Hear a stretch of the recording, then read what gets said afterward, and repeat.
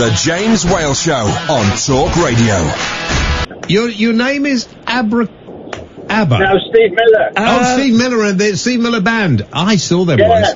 The little Scottish guy who was a singer. Super Trooper. No, that's ABBA. Okay. That's ABBA. Yeah. Have you got Abracadabra by the Steve Miller Band? You can't find it. God, that's quite difficult to find. That's hard to type into YouTube and find. Is it? No. Yeah.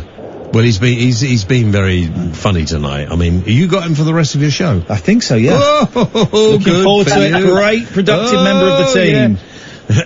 Yeah. Oh, hang on. Sorry, Stevie, drive safely. I've got to go. Ian Lee is next after the news, mate. Thank you very much indeed.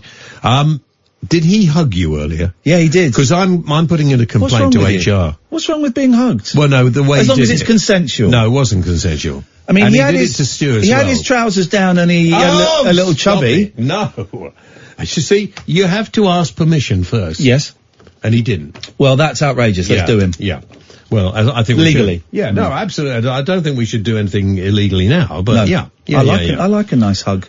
Yeah. Are you going to keep talking? It's nearly my show. Well, let's go. The Late Night Alternative with Iain Lee on Talk Radio. We have ways of making you talk.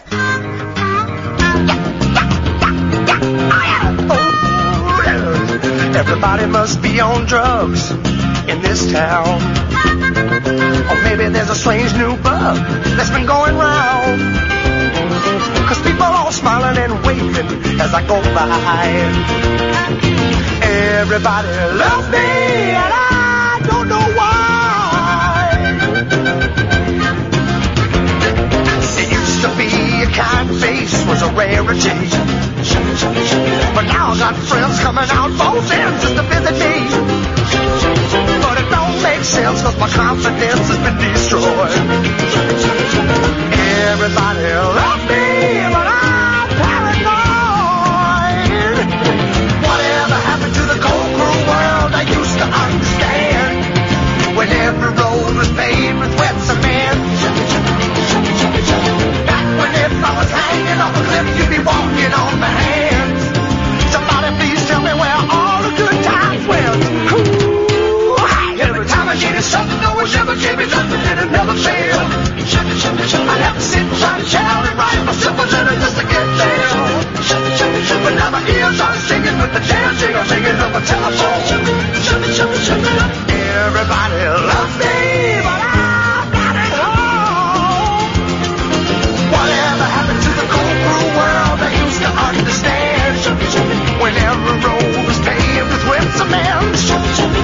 Do you remember back when if I was hanging off a cliff, you'd be dancing on my hands? Somebody please tell me where all the good times went.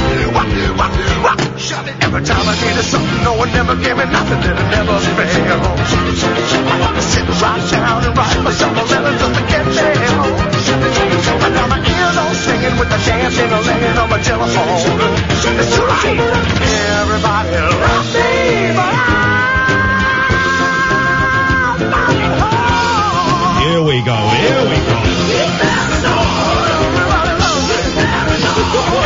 What a great fade out. He's paranoid. What a great fade out. That's one of your more obscure Doctor Hook songs. The first time I heard that was when our next guest, we're going to have one in a second, Dennis Locorriere, the lead singer of the voice of Doctor Hook, was doing, I don't know if you call it a comeback gig, a warm-up gig, I don't know what it was, at the Mean Fiddler, this tiny little club in London, North London, and I took my mum and he came out, and I think he opened with that song. And man alive, it's a great song. I'm thrilled to say, ladies and gentlemen, would you please welcome Doctor Hook, Dennis Locorriere. He's here, Dennis! Hey. How you doing, man? Man, you know, I'm all right. It's been a very, very strange year, you know. It was one of those things, because I was just rocking. I just been on the road with the band. Dennis, let me stop you. We've got a weird echo on the line. Our phones here are so rubbish. Can we call Dennis back immediately, please? Because the phones, you wouldn't have thought, £25 million studio, and we can't get a phone system that works. And let me tell you something, he did not sound like that when I called him No, just now. I know. This place is so lousy. This is a big exclusive. Dennis is coming back. I don't want to say from the brink of death. I don't want to. Yeah, I do. I want to dramatize it a little bit. But Dennis has been very poorly, and we're going to find out exactly what. But I want to speak to him echo free, for goodness sakes. Or maybe it's just his voice is so powerful. Maybe it was like he had his own echo going on there. You just don't know. Dennis, let's try that. I'm really sorry, man. Let's try. No, that's all right, man. If you couldn't hear me, you know, I would have kept rabbiting on even if I got a dial tone. You know what I mean? Listen, I have to say very quickly, we're going to talk about where you've been and why you've been a bit quiet in a second. But I want to address that song, "Everybody Loves Me." Right? It's a great song. I think it's a real hook song in as much as it's catchy as hell. There's kind of like a little country vibe going on, and it is packed full of really, really dry humour. Am I right that comes from the album Bankrupt? And you guys were actually bankrupt. That's a song that I started writing, and Rick in the band, Rick Ellswood, helped me write the middle section about whatever happened to the cold, cruel world I used to understand, you know. I mean, there's some great some great writing in there, so I was so glad he got involved. But that's one of those songs, like you said, even when I played acoustically and played alone, I used to keep that in. Because, you don't need a lot of music. There's a lot of words. But you guys, this was like your third or fourth album, but you guys were Skin, and that's why you called it Bankrupt. You basically spaffed all your money away. Is that right? Or you've been ripped off? Well, man, we didn't blow it on parties. We were an opening act, and opening acts don't play for money. They play just for exposure. And so we started getting on the bill with like huge acts like Emerson, Lake and Palmer and I mean everybody, you name it, the Eagles, and they had air jets and stuff and taking them around, and we had to rent a car, so we just went broke, literally trying to stay on the road with those big acts, Now listen, Dennis, let's talk about it. You've been really quiet. You're normally very vocal, both in life and on Twitter and stuff. You've been like properly ill. You've not just had like a cold or something. You've been really ill. Now, I'm gonna let you say as much as you want to say. I kind of know what's been going on, but what do you want to say to the boys and girls and the fans? Well, I realized that I kind of just faded away there really quickly. When we started, the band had been going, we've been doing stuff all around the world for 3 years, and it really felt great that we were going to start this 50th anniversary tour. And everybody's really geared up for it. And, I had started feeling a little rocky around Halloween of the year before, October, November, through Christmas, just feeling a little rocky, but everybody has the flu, and everybody talks about, you get the flu, and then 2 weeks later it goes away, and then 2 weeks later you have it again. So I was just thinking it was that, because we were gearing up to go on the road and start this 50th anniversary tour, and, nothing was going to get in my way of that. And we went out, and we started in Norway, and we did like 4 shows. Then we were scheduled to have a little break, and I have to tell you, man, I was just like, freezing when I was in bed and not eating anything. I mean, I think overall I lost almost 2 stone. And it's one of those things where you don't, when I think back on it now, I think, how did I not see this? But I was just wrapped up in what I was doing. And, I'd been ill on the road. I've sung a whole week in a club with strep throat, because you just have to do it, and you heal on the mend. But in this case, I did the 4 shows. I felt really, really rocky. I mean, I was having a hard time even just pulling my suitcase. And when I got home, we were supposed to have about 2 weeks off. And I said, I'll get some flu tablets. I must have the flu, because everybody in the band was sick. We were in Norway. It was 9 below 0, So I went to my GP. Actually, I'm going to brag a little bit here. I didn't have a GP because I don't get sick, and I went in, and there was a woman, and she said, she was very nice, and she said, okay, well, maybe you have the flu, and then she gave me some nasal spray, and she said, but when are you going back on the road? And I said, in about 2 weeks, on Valentine's Day. And she said, well, do yourself a favor, and in the next couple of weeks, take a blood test, get a chest X-ray, and so we have some basis for you when we send you back on the road. And, and she even used the expression, at your leisure, go get a blood test. At your leisure, wow. Yeah, she did. Wow. She did. And, at your leisure, you go get a blood test, but before you leave, just leave us with some traces of you, And so I did. I went and had a blood. I went right away, just to get it over with, quite honestly. And the next morning, I got a call, and the GP had given me some tablets for the flu and stuff, and I thought, okay, well, I got 2 weeks. I'll lay around here, and I'll be back on the road. We'll keep rocking. Bit of a glitch. And the hospital called me like the next morning and said, had you ever had kidney disease? Jeez. And I said, no. Maybe I had a kidney infection or something when I was a kid. And they said, well, you have it now. Your kidneys are failing. You need to get in here. And I said, when? And they said, like, now. Wow. So I had to go, and when I went to, I'll make this part of the story because I've been in the hospital twice for about 2 weeks at a time because they're monitoring this and monitoring that. And kidney disease is a weird thing because people walk around and don't know they have it. Yeah. It's like 1.8 million people or something have it, and about that many people, again, just feel like crap and don't know why, But, so that just began all that, and I had to cancel, like, the rest of the year of shows. And you had a lot of shows? Gutted me. You had a lot of shows.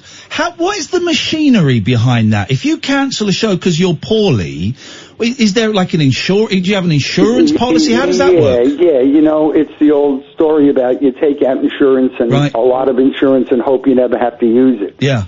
And in this case, yes.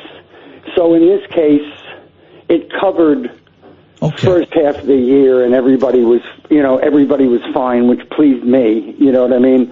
But I had to stop because doctors said, you're not going to, because I was going to go to Australia. We were going to do 22 shows in about 30 days.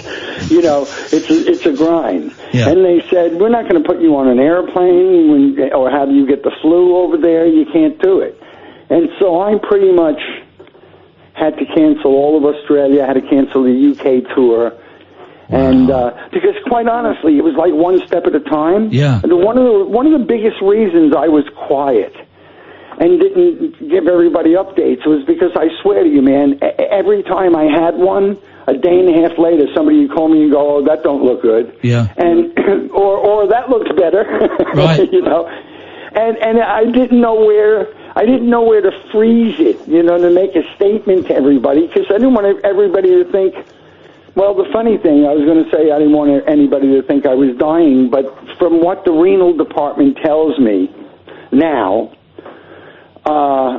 when I went in, I was pretty close to if I would have had anything else wrong with me, the flu, diabetes, or anything, I might have checked out. I mean, I was pretty close to Halo and Harp.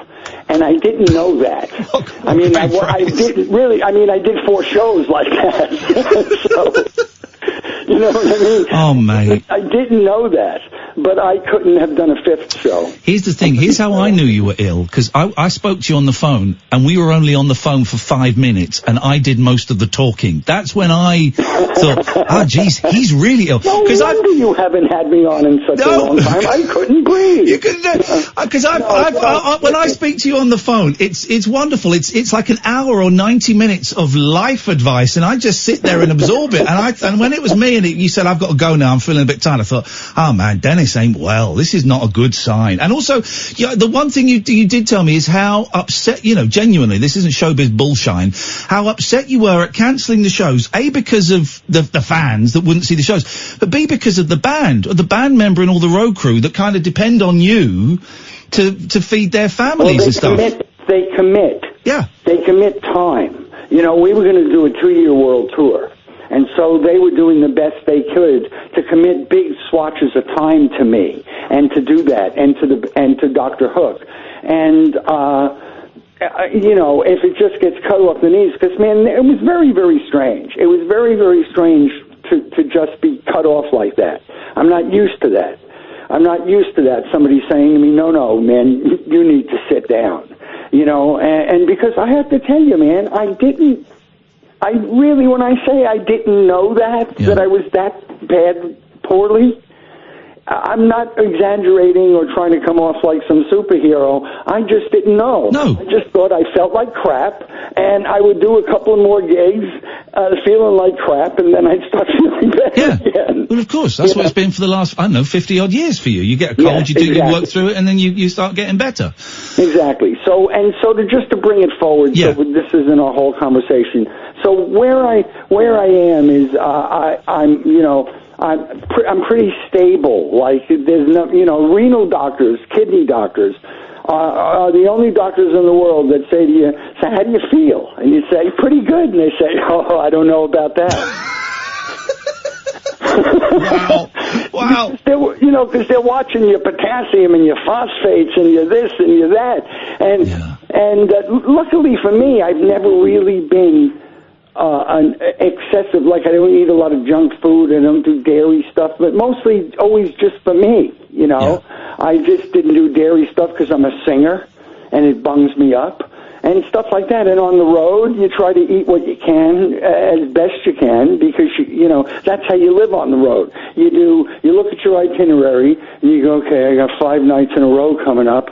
I'm not going to eat or sleep much, but then I got 2 nights off, so I can really try to sleep in there and grab a bite. And you conserve yourself like anything else, and you pace yourself. But I literally hit a wall. I could not have done another show. And for me, it's down to, it was lucky that when they said, go at your leisure, get yourself a blood test, and I went right then.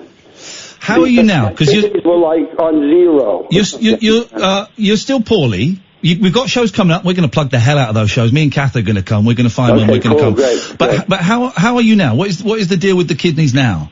Well, kidney stuff, it doesn't go away. You can do dialysis if it gets too bad, and that means they plug you into a machine 4 days a week, and I'm not there. But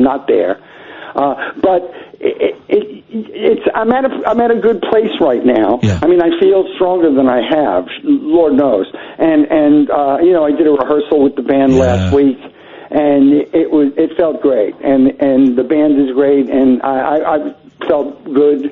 And we don't have a lot of gigs coming up because I can't commit to too many. But there are a couple of them that a couple of venues didn't want to postpone. When we were canceling stuff, they went, let us just hang on to these gigs and see if it gets better, which is flattering.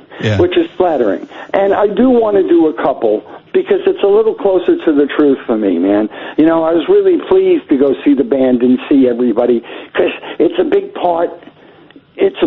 Obviously, doing the singing and the band, and it's always been a big part of my existence on some level. And for it to just be like, and everybody say, well, don't worry about it. We have insurance and everything will be covered. And it was a little bit like coming out of a coma and having somebody say, well, your legs are gone, but we got you some nice wheels. You know what I mean? I knew there was a way forward, but I wasn't quite ready to just, that's been the biggest thing, is getting my head around the fact that this has actually happened. Yeah. And trying to live around it and with it now. Instead of sitting around being angry and all the stuff that you go through. And, why did this have to happen to me? I know why it had to happen to me. I know who I am. Can I just say, Kath, Dennis is feeling better. I can't get a word in edgeways. Everything. No, I'm not complaining. I'm pleased, Catherine. I'm pleased. It's a great sign. Okay.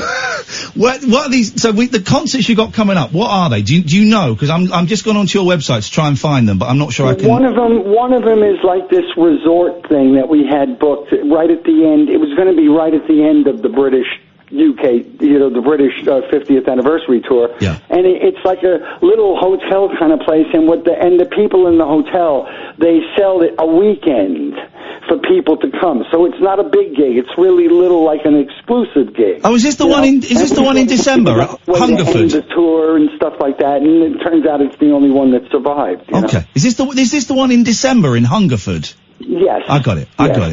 And so, you go and you spend, it's a nice place, I hear. It looks beautiful, and then you do whatever you do on the lawn, and you walk around and you have some nice meals, and eventually we come out and disrupt everything, and then things goes back to normal, you know. And then I got something coming up in January in Denmark, I think. And you're well enough to travel, obviously, then? Yeah.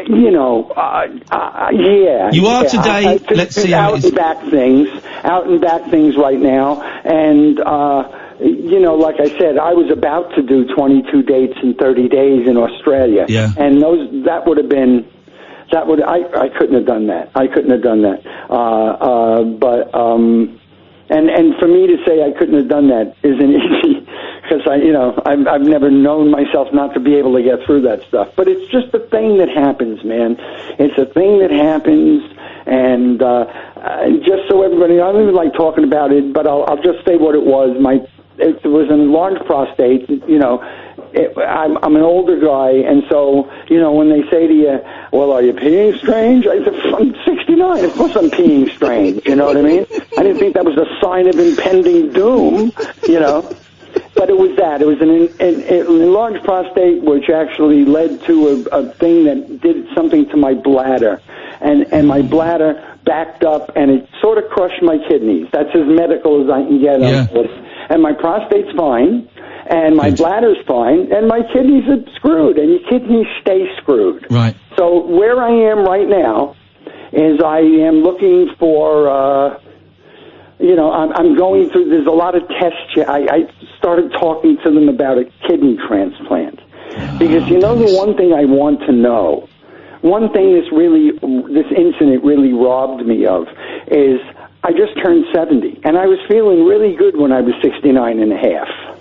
And I can't, and I want to know how I actually feel at 70. Yeah. I don't want to go, I feel pretty good for a guy with kidney disease. I want to know, I want to get back to as square one as I can, so I know how I feel. That's why I wanted to do the thing with the band, because that makes me feel like me. Because, I can't sit on the sofa and think, oh, yeah, I feel like doing a show today. One of the things, there's two things that I never use unless I'm on the road or doing shows, and that's an ego and adrenaline. You know what I mean? And those come into play, because you walk out on stage and the ego is, well, I'm not going to make a fool of myself in front of you, and you do what you can, and adrenaline is just whatever you get back, and it makes you feel. And so, I can do some shows. I would not want to go out on the road now, and they wouldn't let me, go out on the road and live like that and see what's for breakfast. You know what I mean? I have to, or if there's breakfast, it needs to be a little closer to that. But I have to tell you the truth, man. I mend quickly. I'm proud to tell you. I really am. I mend quickly, and I only knew that. I didn't know I mended quickly until I fell apart. And I must be, except for the kidney disease, pretty healthy, because I've never had so many doctors tell me what good shape I'm in, except for that. You know what I mean? And so that's good to know. It's good to know. Also, Dennis, I need to know now anyway, because I'd like to get back out and do some more of these shows. You've just written your next song. I didn't know I mended quickly until I fell apart. That's a country hit if it's waiting for one. This is the thing. I lived in Nashville for too long, and it's just kind of still drips into your shirt cuffs and stuff. It comes out once in a while. Well, listen, Catherine, do me a favour. Yeah. Give Dennis one of your kidneys. Come on, do it. No. I'll get on a donor list. That's the thing. Yeah. I'll get on. I don't want to do that to anybody else. I don't want to say to somebody, look, I'm 70, and I'd like you to be a little less so that I can live another 45 minutes. Also, You know, Dennis, I can't vouch for what I've done to my internal organs, so you're probably Go better through a off. lot of tests, man. Kath's kidneys are in a terrible shape anyway. She looks good, Dennis, but she's lived a life. Inside, it's a husk. It's a husk. Yeah, no, there's no sense we doing this, Kath, if you're not going to keep me alive for more than a half hour. I guarantee you. Her kidney failed too. Who would have thought it? We've got you another 30 minutes of life. Dennis, going off on a complete tangent, is it right that you were the first person to ever introduce Prince on American TV? Yeah. Isn't that a great bit of rock and roll trivia? Go on, what happened? It's true. It's true. Ray and I, it was on Midnight Special. Yeah. And Ray and I introduced him, and then he came out, and this very early on he did that thing, I want to be your lover. And he had his little camisole on and high heels and stuff. And pretty shocking for then, But yeah, we did. And also Leo Sayer, when he first was the Harlequin figure. Yeah. And that a lot of acts were on that show. And we used to host it because we could read. Here's the weird thing about Doctor Hook, right? As you know, I'm a huge fan. But Doctor Hook always felt for me like, I don't know what they are. They're a pop band, or they're a country band, or they're rock and roll. You guys, you're very hard to define. Yeah. Well, but see, it was just, first of all, we started off as a bar band. Yeah. And you know what I mean? And what is your repertoire is, I've said this before, but your repertoire is pretty much a list of songs that'll prevent you from being killed. You know what I mean? And some of that is country. And some of that is, somebody will come up and go, hey, you play a hula. My wife wants to do the Hawaii dance, and you play it at peril of your own life. And so you learn a lot of things. And when we recorded, we had our common thread, especially in the very beginning, was Shel Silverstein's lyrics, his great songs. And we soon found out that you could do it as a ballad. You could do it up-tempo as long as you didn't step on the song. Yeah. And so we used to try to give each song its own little character, I mean, that's why, because Shell songs are a lot of lyrics, and if you just plod behind there and you don't really roll in any scenery, then you got a lot of, and it really requires people to listen. I think Hook Records used to, even with that thing, Everybody Loves Me, it's not Shells, it's me and Rick, but there's a lot of words. But when I was listening to it on the phone before you had me come on, it tickled me because you can hear the words. Yeah. I mean, you know what's being said because they were important, And Hook was, I think that's probably the thing about Hook that made us a general success with people is that we sounded like we meant it, no matter what we were doing. But it confused people. We were a singles band, and people that love the Bigfoot with a guitar doesn't, really. I didn't really like him when he put eyeliner on. You know what I mean? Do you regret? If you last long enough, they can get to hate you for something. Dennis, do you regret? Because like the first 3, 4, I know there's a divide in fans, right? And the first 3, 4, 5 albums of Hook are weird. They're funny. They're filthy. I mean, there's songs from the early albums that we could not play on the radio because they're so filthy, right? And then, of course, when you started having big hits, like, When You're in Love with a Beautiful Woman, which is a great song, but that kind of changed the band. I'm guessing that it changed the dynamic within the band. Do you ever, regret is probably the wrong word, but do you ever regret having those huge hits? Nah, you can't really look at it that way, I mean, I tried, because Lord knows, from Sylvia's Mother to Sexy Eyes, okay? Yeah. Sylvia's Mother is a better song. Yeah. Sexy Eyes is a great record. Yeah. Sounds good on the radio.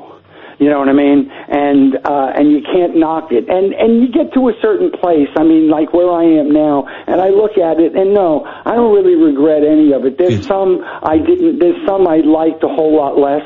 There was some at the time that I thought, well, just like everybody else was thinking, what the hell, what do you mean Dr. Hook's going disco?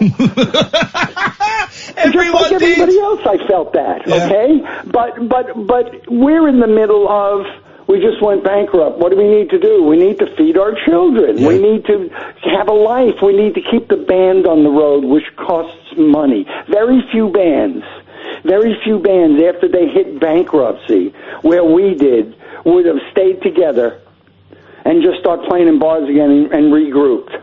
You know what I mean? And came back. A lot of bands at that point would have thought, well, we had a couple of good years on the road. Yeah. What else can we all do individually?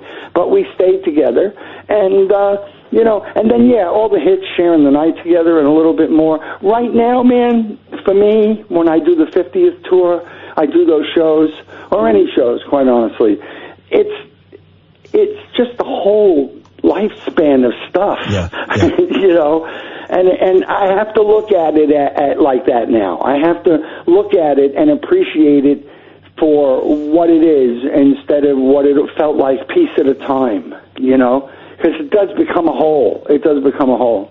Some of the, I've got, some of the hits that people might forget. Sharing the Night Together, right, is a brilliant song.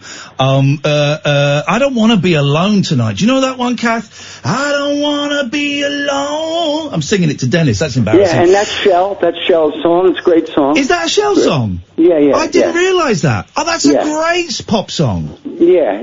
Well, when Shell wrote anything, he had a little guitar. Yeah. Nylon string guitar, and he plunked it out, and he sang a melody, and maybe later he sang the melody differently, but he'd say to me, just sing it however you want it, just don't change a word. He didn't want you to change a word, and so that's what I was saying to you before. Yeah. In the studio is where we gave those songs, okay, well, let's do this that way, and this way, and we had studio musicians, which were really cool and inventive. It just wasn't down to the guys in Hook after a while. Because, we used to spend all our time in the studio making those early albums. And then once we got, popular, we had to be out working. Yeah. And so when we'd come in, we had a couple of days to cut a few tracks and stuff. And we would be using studio guys on all those big hits and stuff, just like everybody else. Just like everyone did. So the Beach Boys did. The Beach Boys didn't play on their records. I was just going to say, half the people in the Hall of Fame didn't play on their own records. You know what I mean? Here's the thing. You find that out, but that's not the. I guess that's not the important part. It all works itself out. Yeah. Here's another thing, Dennis. Later. We're going to let you go in a minute. But man alive. You don't have to let me go, but you probably want to. Yeah. Listen. I don't want you dying on the show. That's the thing. You need your rest. It's so good. It's so good hearing you sound so well, man. I've not heard you sound this well for ages, and it's a thrill. The one thing that you told me you were really peed off about when you got ill was the fact that you had recorded, and I've got it because you were very kind enough to send it to me. You'd recorded the first Doctor Hook album in years. Yeah. And it's brilliant. Yeah. And I'm not just saying Willie that. Dowling, our keyboard player, and I did some stuff in his studio in France. It's brilliant. And we finished it just at the end of us finishing what we recorded. I started to feel a little rocky. And it's the band, it's, Dr. Hook, I love this kind of synergy, man. The band is, I'm saying, okay, ladies and gentlemen, this is Dr. Hook 2019. Yeah. And that's who's on the Dr. Hook 2019 album. Yeah. It's not a bunch of session guys, it's this group, with an additional female singer, on the record. But we finished that, and, it doesn't, now I loved it. I loved doing it. I didn't know I had another album in me. I didn't know, anything. Willie just wanted to do it, and he's a lovely guy, and he's an enthusiastic guy, and he just kind of started pulling things out of me, and I was, I'd give him a cassette with a song on it that I wanted him to consider we might record, and instead he'd listen to the song after it, and he'd go, what about this one? And I needed that. And we got a lot of great stuff. And then, we started the tour, and it ended 4 gigs in. It was the end of that. And so this is the weird part. This is the business part. It's like anything else you record was brilliant. It was lovely. It was, But so what do you do with it? Sense memory. We have to sell it, now we have to find somebody, and right now I'm in the enviable position of having to find somebody without a tour and not feeling so great. So it's I can't go, hey, let's go, Vim and okay, look, if you just don't make me tired, and we can promote this record, And it's a shame. It's a shame, and it's just all got me gutted, It's all got me gutted, but I'm having to. I don't need to feel bad and then feel bad about feeling bad. Yeah. You know what I mean? Yeah. So the album is called Sense Memory. Is it? You haven't got a label for it. We don't know what's going to happen, because it is great. I'm not just blowing smoke up your ass. It is I listened to it on the way into work ages ago when you sent it to me, and I came in and I said, "Kath, I've got the new Dr. Hook album. I'm gonna be honest, it's bloody excellent." And it is. It's everyone's a winner. So what happens with it? I don't know. I don't know. The one thing I think about it is that when I listen to it, even now, months later, there's nothing on there that's particularly aged. No. There's nothing on there that you'll be able to go, oh yeah, you must have cut that in 2018. I recognize the drum sound. Yeah. It's just music. And so everything in my life is on hold right now. But thank goodness I have this bit of work that right now, trying to get media and labels and stuff interested in this when I'm hopping on one foot. I don't need it. I just need to go out and do these gigs and do the best I can, and I'm excited about those. You know what I mean? I'm trying not to focus on what I'm not doing right now, because that album will hold. That album will hold, and I think it's if I get this back together like I'd like to, then we're back out doing the 50th, because it's just celebrating 50 years of music. It's not like, well, it wasn't in the 50th year, so you're out. It doesn't count. It's whenever it starts. And if I can do that, then maybe this record makes sense to people. It makes sense to people. So I don't know. It's a very bold move to make an entire album of rap, Dennis. That was brave, but it works. It works. Yeah, listen, thank God you're going to play something. Imagine. I'm happy with it, man. What am I going to say? You should be. It's brilliant. I can't say too much, and then people don't hear it. They will hear something here. I guess as soon as I hear a dial tone, they'll hear that song. Listen, how it goes? This is how we're gonna say goodbye. We're gonna play some ads, because I've missed 2 ad breaks, and I'm gonna get told off. Then we're gonna come back, and what song is it we're gonna play? Give us the name of the song. It's called When It Stops Raining. Beautiful.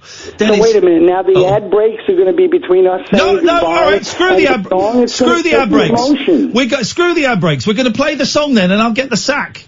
Yeah, otherwise, well, no, I wouldn't want that to. Well, listen, if you do, there's another song on the album that you'd like. Tell me which other one to play. The sack. There's one on there for you. Oh, no, there is. You're right. Listen, we're going to play it now. The ad breaks who cares? I think we're going to get the sack anyway, the way it's going.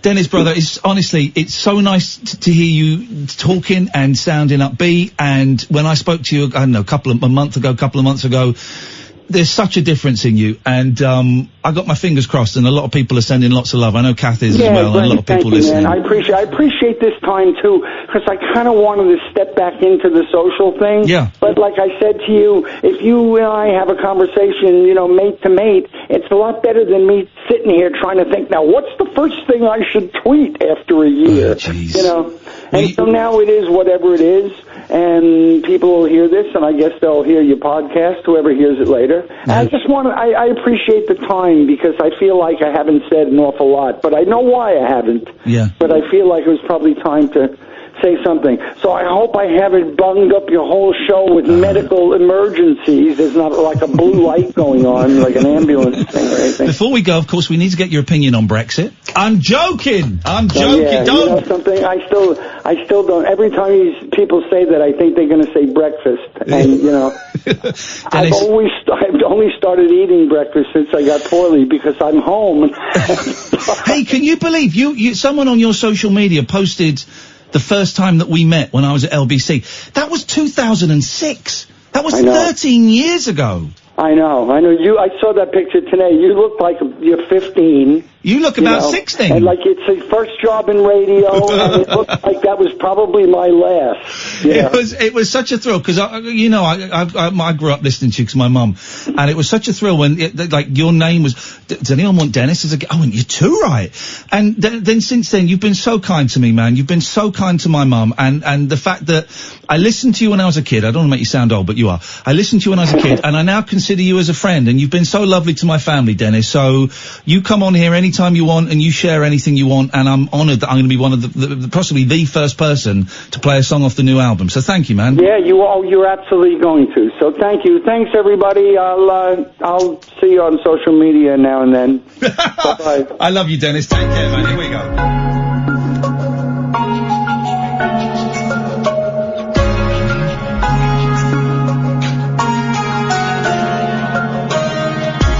Gonna be a wet one, the weatherman said. Don't go outside without a hand on your head. Got no good reason to get out of bed on such a gloomy, gray day.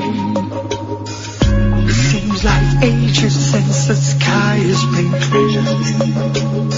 Dark clouds are gathering, the sun's disappeared. Is that a distant clap of thunder I hear? A storm is headed our way. But when it stops raining, the air will smell so much cleaner.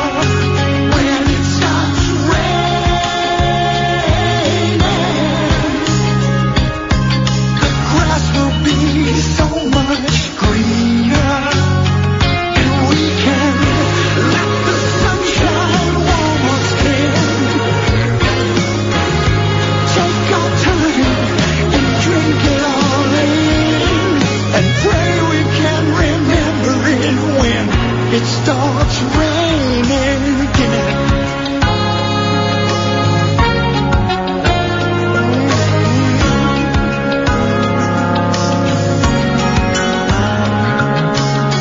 When you get frightened by the threatening skies, lean on my shoulder if it helps you to cry.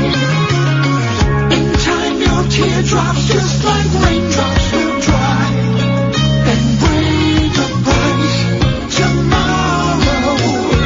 Oh, but when it stops raining,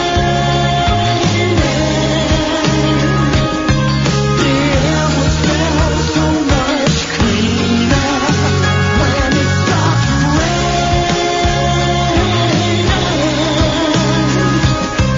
the grass will be so much greener.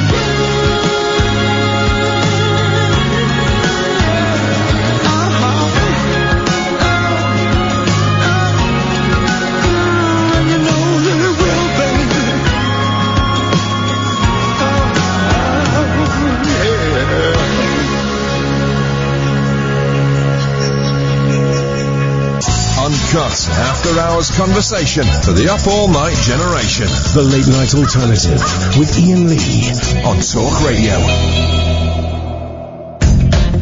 If you want to follow Dennis on Twitter, it's at Dr. Hook Official, and more often than not, it's him that posts. Sometimes he can get a little bit crabby on there, and it's always fun to see. It's always fun to see. So nice to hear him sounding better, and I really got my fingers crossed. If you get the chance, go and see one of his shows. Because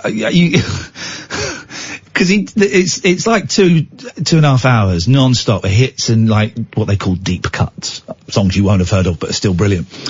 And he doesn't stop moving for it. And we saw him a couple of years ago, so he would have been 68, I guess. And he just doesn't stop moving. He said, come on, man, no one's going to begrudge you if you sit down on a stool for 3 or 4 songs. No. He must have to resell those hush puppies I reckon once a week. Wears them out. I love him so much, and let's hope that album gets sorted out, because it's a great. I've got it. He sent it to me. I've got a hooky copy of it, and he sent it to me. Couple of things. We're doing a show tomorrow. We only got 2 shows in the diary so far for the rest of this year, me and Catherine. We're in Bath tomorrow at the Rondo Theatre. 11 tickets left. 11 tickets left. So 11 tickets left. If you want tickets, iainlee.com/event. Okay, 11 tickets left. And then there's also tickets on there for Brighton in November. The book, what's it called? Here It Goes Now. No. Here's the thing. Yeah. So here's the thing. Is it Here's the thing. The Late Night Alternative Transcripts is a book of transcripts of the show that you, dear listener, wrote. Do you just want to zoom that camera out a little bit, Catherine, because it's a little bit close. There's a tiny man was in before me. That's why. So that's perfect. It's a book of transcripts of the show that you, dear listener, have written. You've listened to bits and detailed it, and Kath has tidied it up, and then I've kind of pushed it all together and we've put it as a book. And I checked it all happened. Yeah, it did. And we put it on a website called lulu.com, where basically it's what we used to call vanity publishing now in the olden days, but actually it's really good. It means every time a book is ordered, they print the book, so you don't have your garage full of 500 books. Every time you don't. We're selling the book for £12.99. Of that, we get £5.99 profit. Lulu takes the rest. We get £5.99. Except we're not taking that money, Catherine and I, we're not taking a penny. That's going to the Samaritans, okay? I was hoping we'd sell 100 copies. It's been up for less than 48 hours. We have sold 179 copies. What? That's £1,052.51. Thank you. Thanks to everyone who's bought one. Isn't that amazing? Yeah. Humbled by that. Yeah. And it's going to the right people. Yeah, it's going to the right people. And so thank you, everyone who wrote for it. And I haven't got my copy with me, otherwise I'd read out the names. I've got. Go and get mine. Go and get yours, because we should give them a thank you on air, because they did sterling work. Thank you, everyone who's bought it. If you want to buy it, lulu.com is the place to go, and if you type in Late Night Alternative, it should come up. It's got kind of a green cover, and there's a picture of me and Catherine on the front. Over £1,000. My gosh, I'm blown away by that. Late Night Alternative, type that into lulu.com. It probably will be available on other websites like Amazon and stuff, but if you buy it from there, we get significantly less. The Samaritans get significantly less. I think they get something like £2.25 from everyone sold, as opposed to $5.99. So if you're going to buy it, I would really, really ask you to get it from lulu.com. Should we have a little? We've got. Let's just go. Let's just do the names. So the people who've contributed. Bob Mortimer wrote the foreword, I should say. Dredge also wrote. Dredge wrote the preface. The preface. How is that different from the foreword? I don't know. Dean Ware. Spencer Chow has contributed. Amy Allington, she wrote a dick. Honestly, and you think transcripts of the show, it's funny, man. It's so much fun. I've just read the phrase Islamic jihadis. What's that about? This is me saying, so what exactly are you scared of?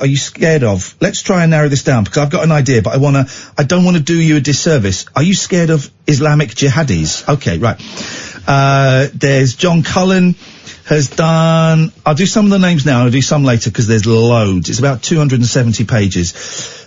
Oh, balls, look. There's one that's misprinted that I've missed. Yeah, but that's not a new one. Is this the original? Yeah. Oh, great. Thank you. Robbie Dove. Oh, I had a little heart attack there. There probably might still be a couple of mistakes in formatting, because formatting a book is a nightmare. Jasmine Summer. Let me do one more, and then we'll do the rest a little bit later in the show, because everyone deserves a thank you. Put in so much work, and Kath put in a load of work as well, so thank you, Catherine. And Ollie Hand, thank you. We'll do the rest a little bit later on. 0344 499 1000. Let's go to Jerry. Good evening, Jerry. Hello. Hello, Jerry. I'm very traumatic. What's happened? I've been in hospital. I can't hear you, Jerry. You're going to have to... I'm trying to understand why I would get. I've been dishospital. I've got sedated got chased around, I fell down. The police came out because you fell down? Yeah. I got a leg infection. A leg infection. Oh, yeah. I'm telling you, he lost me nose. They lost your nose? I got in the 4:30 in the ward. I sat on the 8 o'clock, asked the meds, said they missed me 6 o'clock. He said I sat on the I'm struggling, Jerry, hang on a second, because I'm struggling. Hang on, Jerry. I'm struggling to hear this. I'm hearing leg infection, I'm hearing police, I'm hearing lost meds. Do you want me to kill anybody for you? Yeah, he gets worse. I had 2 injections. I've been in hospital, it's not well controlled. Jerry, don't take this personally. I'm going to ask you to try, if you feel a bit better, to try a little bit later tonight, or maybe give us a call on Monday, simply because this sounds actually quite important. It is very important. And I can't understand what you're saying. I don't know you have to be bastards. I have to know injections and some injections. Jerry? Yeah. I'm going to ask you to either call in a bit later if you feel a bit better, or give us a call on Monday, just because we're not getting it. All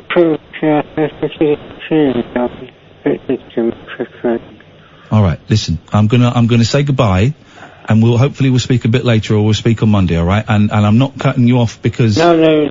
I'm cutting you off. I'm cutting you off. No, can't stick that off. All right, can you stick it up your bum? Okay. Thank you very much indeed. That's frustrating, man. He's got Jerry's got Parkinson's, and some nights we can hear him better than others, and it breaks my heart having to say, let's move on. We've got the time to listen, but I was getting almost nothing. Yeah, there. especially when he kind of starts it with, I've had a traumatic day. Yeah, we need to get it on, We right? need to get it. So thank you for understanding, Jerry. I know you do. Let's go to Alistair. Good evening, Alistair. Love to Jerry first. Sorry to hear that he's had a bad day. Yeah. I've purchased a book from Lulu. Yes, great show thing. What? Well, it's the transcript, sorry. The Great Show thing? What's that? What's he talking about? The circus movie? Yeah. The Great Show thing? The Great Show thing, man. The Great Show thing, man. Heavy. Here's the thing. Here's the thing, the Great Show thing, man. Although that's the sequel. Volume 2. Which we started last night, if you call it the first call. Jeez. I'm sorry about last night. I was all anxious after all the Brexiteers and the people like that. I wasn't referring to your call, I was referring to one of those. All right. What a lot of Anyway, calls. and also, I've got to go to bed after this call because I'm going to hope to see you tomorrow. Oh, yeah. Do it. We'll have a wash and everything. Yes. And also, I took your advice, Kath. Oh, yeah. A couple of weeks ago, and I purchased that ticket for Lana Del Rey. Oh, yeah. Oh, yes, that's what you need, a little bit of Lana Del Rey. That will do it. That'll do it, wouldn't it? There we go. There it is. Dirty boy. Nasty. So I'm looking forward to that. But I'm mainly looking forward to seeing you guys in the flesh tomorrow. That's very, very exciting for me. Well, let's just say, if you come and see us, you're going to certainly be a lot closer than you would be at a Lana Del Rey concert. Mm-hmm. Absolutely, man. Absolutely. And I did a bit of karaoke in Turkey. Oh. I did a version of A Pair of Brown Eyes by the Pogues. Oh, I don't know. And I wondered, do you do any karaoke in your show? Yeah, we do now. What do you want to sing? What do you want to sing? We'll load it up. What do you want to sing? We'll load it up. Yeah, of course. Yes, well, I mean... Well, you hear him backtracking now. Oh, no, I thought you were... by Linkin Park. Who? Linkin Park, jog on, you can do the Pogues one. I'll do the Pogues one then. All right, Alistair, we will see you tomorrow night in Bath, singing the Pogues. This is Talk Radio. The Late Night Alternative with Iain Lee on Talk Radio. We have ways of making you talk. Första gången som jag såg dig började mitt hjärta att slå på ett konstigt sätt. Du var lärling här på våran herrgård och du hade det inte lätt. Som du fick jobba varje vecka. Jag tyckte hälften kunde räcka. En dag så hände det, den enda som kunde tända flamman var en lärling på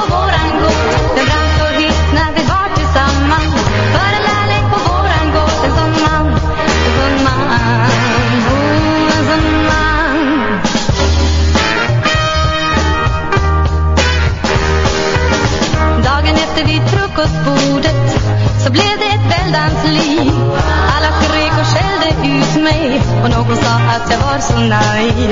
Men då sa jag ta ner era pengar så kan jag hålla mig till mina drängar. Den enda som kunde tända flamman var en lärling på våran gård. Det brann så hit när vi var tillsammans. Var en lärling på våran gård. En sån man, en sån man, en sån man, en sån man. Jag gick upp på rummet och började packa väskan. Men då knackade någon och öppnade dörren och där stod min pappa. Men han såg inte ledsen ut när han sa att man förstod mig. Ingenting vill jag leka dig.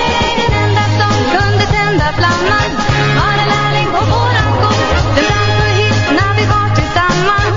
Var en lärling på våran gård. En sån man, en sån man, en sån man. Den enda som kunde tända flamman. En liten lärling på våran gård. Den enda som kunde tända flamman. Here we go. Var en lärling på våran gård. 0344 499 1000.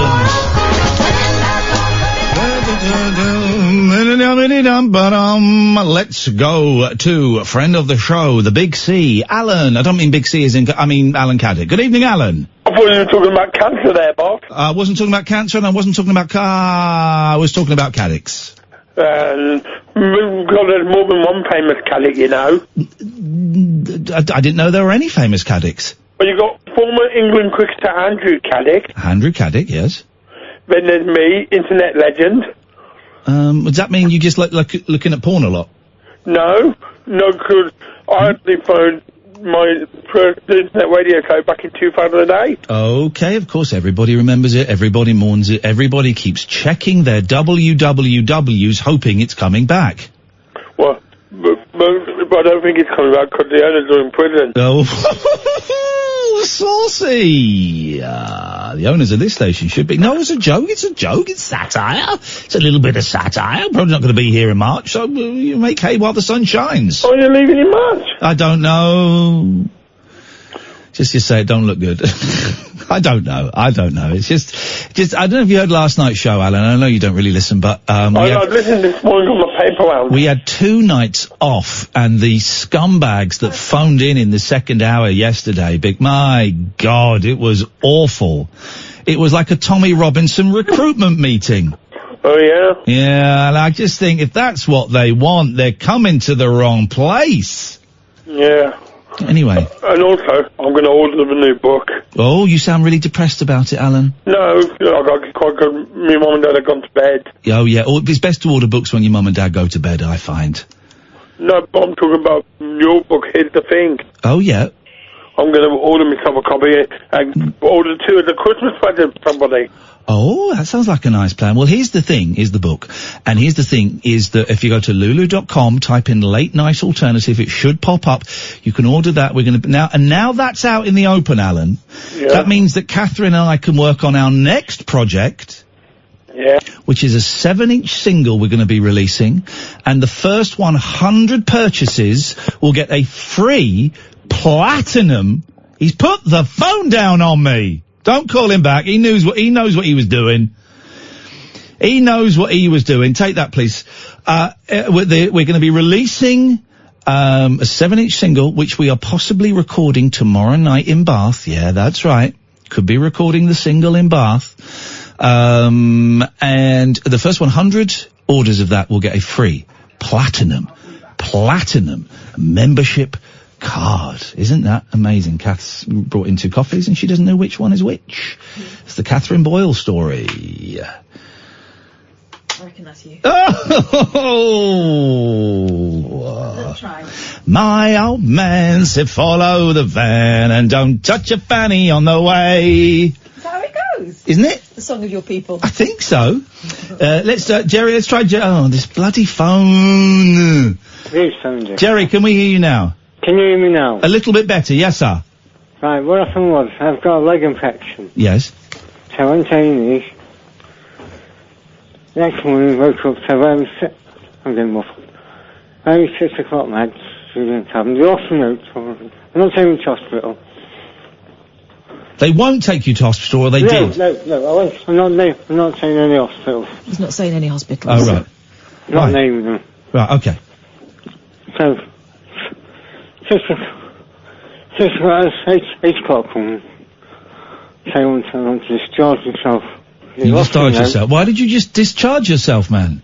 No, so I wanted to, because last minute, you kept doing all them things before in your arms, all pints.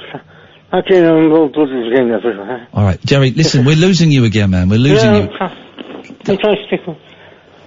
Jerry. That's what you're supposed to. Jerry, we can't understand you, man. We had you at the start, and it breaks my heart to say it. We can't understand you. Give us a listen. Oh, jeez, I'm trying so hard.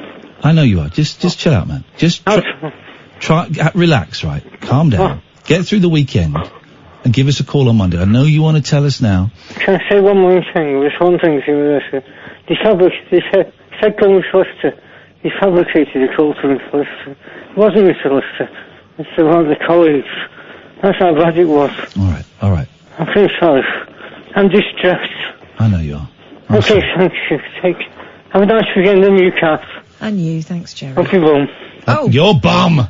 Gosh. You can up my bum to me, but not to my female employee. Now, Katarina Boylski. whether or not that is part of a nice weekend for me is none of your damn business.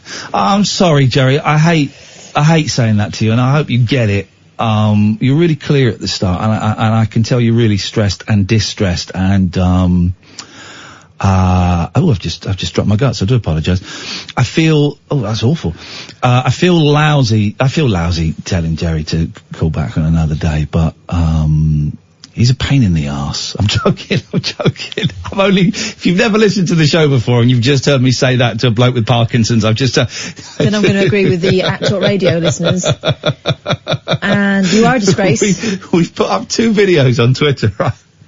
One of them is Jane from last night, who was horrible, and it's like 2.5 minutes of me trying to tell her what pickaninnies means. And, I mean, you could argue it's bullying. I don't think it is. You could argue a lot of things. And so, the Tommy Robinson fans, I'm going to stop saying his name, the arseholes that follow. It's not his name anyway. At Talk Radio on Twitter. You're a C. Your wife left you. You're a drug addict. Look at that stupid moustache. You ugly melted face twat. Oh, excuse me. Sorry, I didn't mean to say that. Twit. All of this stuff, right? And melted face? Yeah. And I can see why they'd be angry, because it looks like out of context I'm bullying a 75-year-old woman. I wasn't. I was talking to a very rude person who was thick. Alright? Then the second clip is, an ex-serviceman phoning up to give his opinion on Brexit. And at this point, we don't do Brexit, right? At this point, we'd had an hour of Brexit on the show that doesn't do Brexit. And so I said, can I just stop you there, Stephen? Can I ask you a question? And this is a tough one, but imagine they're all here with us. If you had to kill one of the Beatles, which one would you kill without using any weapons? And he pauses for a second, there's a beat, and he goes, probably Lennon. And that's it. And that to me is a really funny clip. It's not mean, it's not nasty, I'm not haranguing him. He's talking about something, I throw a complete curveball to him, he goes for it. His comic timing is impeccable. Very angry comments at that. He's a C, you need to be sacked, where's your P45, you're a nonce. It's as if they're just angry. It's the most amazing. Now, Kath has shown me brilliantly how I can mute the conversation. So when Talk Radio posts a clip and it's full of hatred, and I don't respond to them now, I just mute that clip and then mute the conversation, and I don't see any of them. Yeah. But I've kept the ones of Steve up because I'm really flabbergasted at how people could be calling for me to get the sack because I just had a little bit of... It's funny. You had a joke with someone who got the joke. It's funny. How could you? Outrageous behaviour. Let's go to Terry. Good evening, Terry. Hello, Ian. How you doing? I'm very, very well, mate. Catherine, how are you doing? I'm all right. I'm good. I'm a first-time caller. My cousin Danny has been banging on about you for ages. I didn't ask you. I asked Catherine how she was. Oh, sorry. I do apologise, Ian. That's all right. Catherine, please. How are you? I am all the better for speaking to Terry. Terry!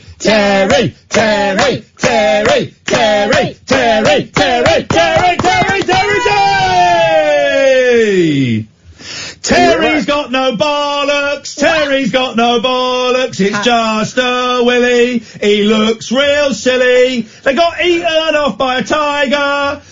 I don't know the rest of that song. You can't rhyme very well It's with like a tiger. baby's finger, I won't lie. It's like Sorry? a baby's finger. A baby's finger. A little baby's finger, wowzers. If I'm honest. Now, Terry. I was ringing up, right? I've just put the radio on. Yes, sir. Right, my cousin's, and... Yes, sir. Right, my cousin Yes, swears by you. sir! Your cousin, sir, is a drug addict and a fool, sir, and I challenge him to a fight to the death.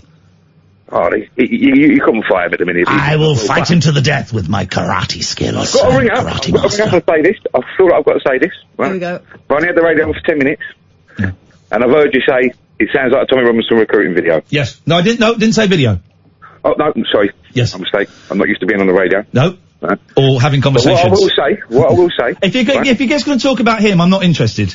I'm not going to talk about it. Well, why did you bring him up? Why did you bring him up? Because I'm talking about what surrounds him and what's going on in the media. Goodbye, Terry. Thanks very much for your call. You've listened for 10 minutes, and I would listen for a little bit longer, then listen to another radio station for thickos and racists. Good evening, Dean.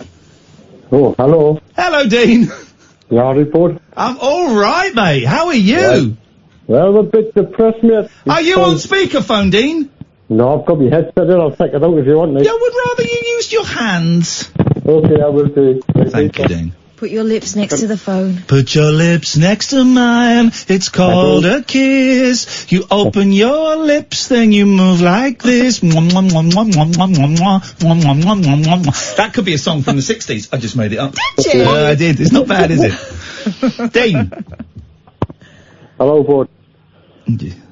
Hello, Dean. Hello. Hello. Yeah. Right. The first time I ever listened to you was like about 6 weeks ago. And like, Dean. Katia, I can't be bothered, please. I'll be accused of bullying. You go for it. No, go on, Dean. Dean, say at the same... Right, say hello, Iain, can you hear me?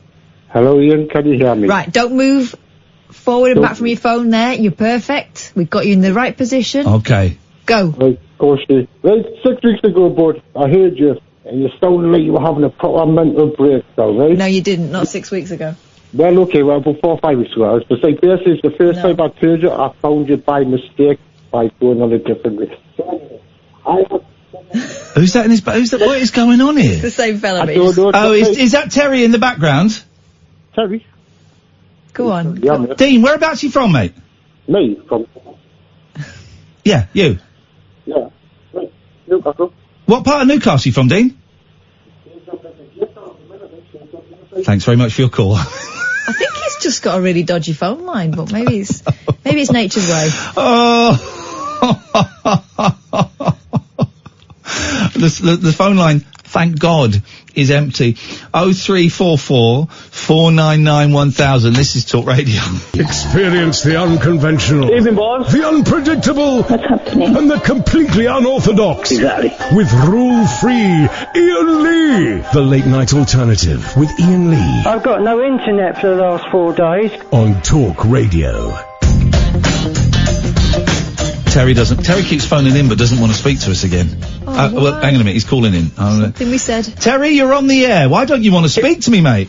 Ian, why would you not let me finish what I was going to say? Because I'm not interested. Do you think that all English people, do you think all There we go, because of that. I tell you why, Terry, because you've not listened to the show, right? And the fader is down. The show is... It's still talking, Terry, they can't hear you. As much There we go. Should we just let him do his monologue so he thinks he's had his say? Yes, Thanks, you're right. you make a good point, thanks. Ian, we go. We'll just wait for him to finish.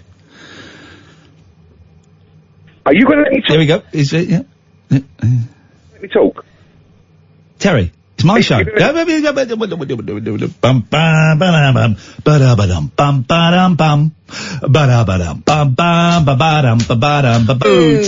did an F-bomb. Terry did an F-bomb. He's thick and angry. He don't like Mohammed. What I like about these people is the way they signal, by, that they're taking a breath by going, are you going to let me speak when they've done nothing but Terry, speak? listen, I'm gonna put your fader up. You drop another F-bomb, buddy. Your phone number goes to the police. Okay, it goes to the police. The police will have your number on file as being a swearer. Okay? There's a 7-second delay, so you can't swear on... Let's put the phone down. Put the phone down. Someone's penis is gonna be punished tonight. I suspect it's Terry's. What's this guy's beef? Hello, line 1? Hi Ian, how are you? I'm very well, line 1. You're on the air.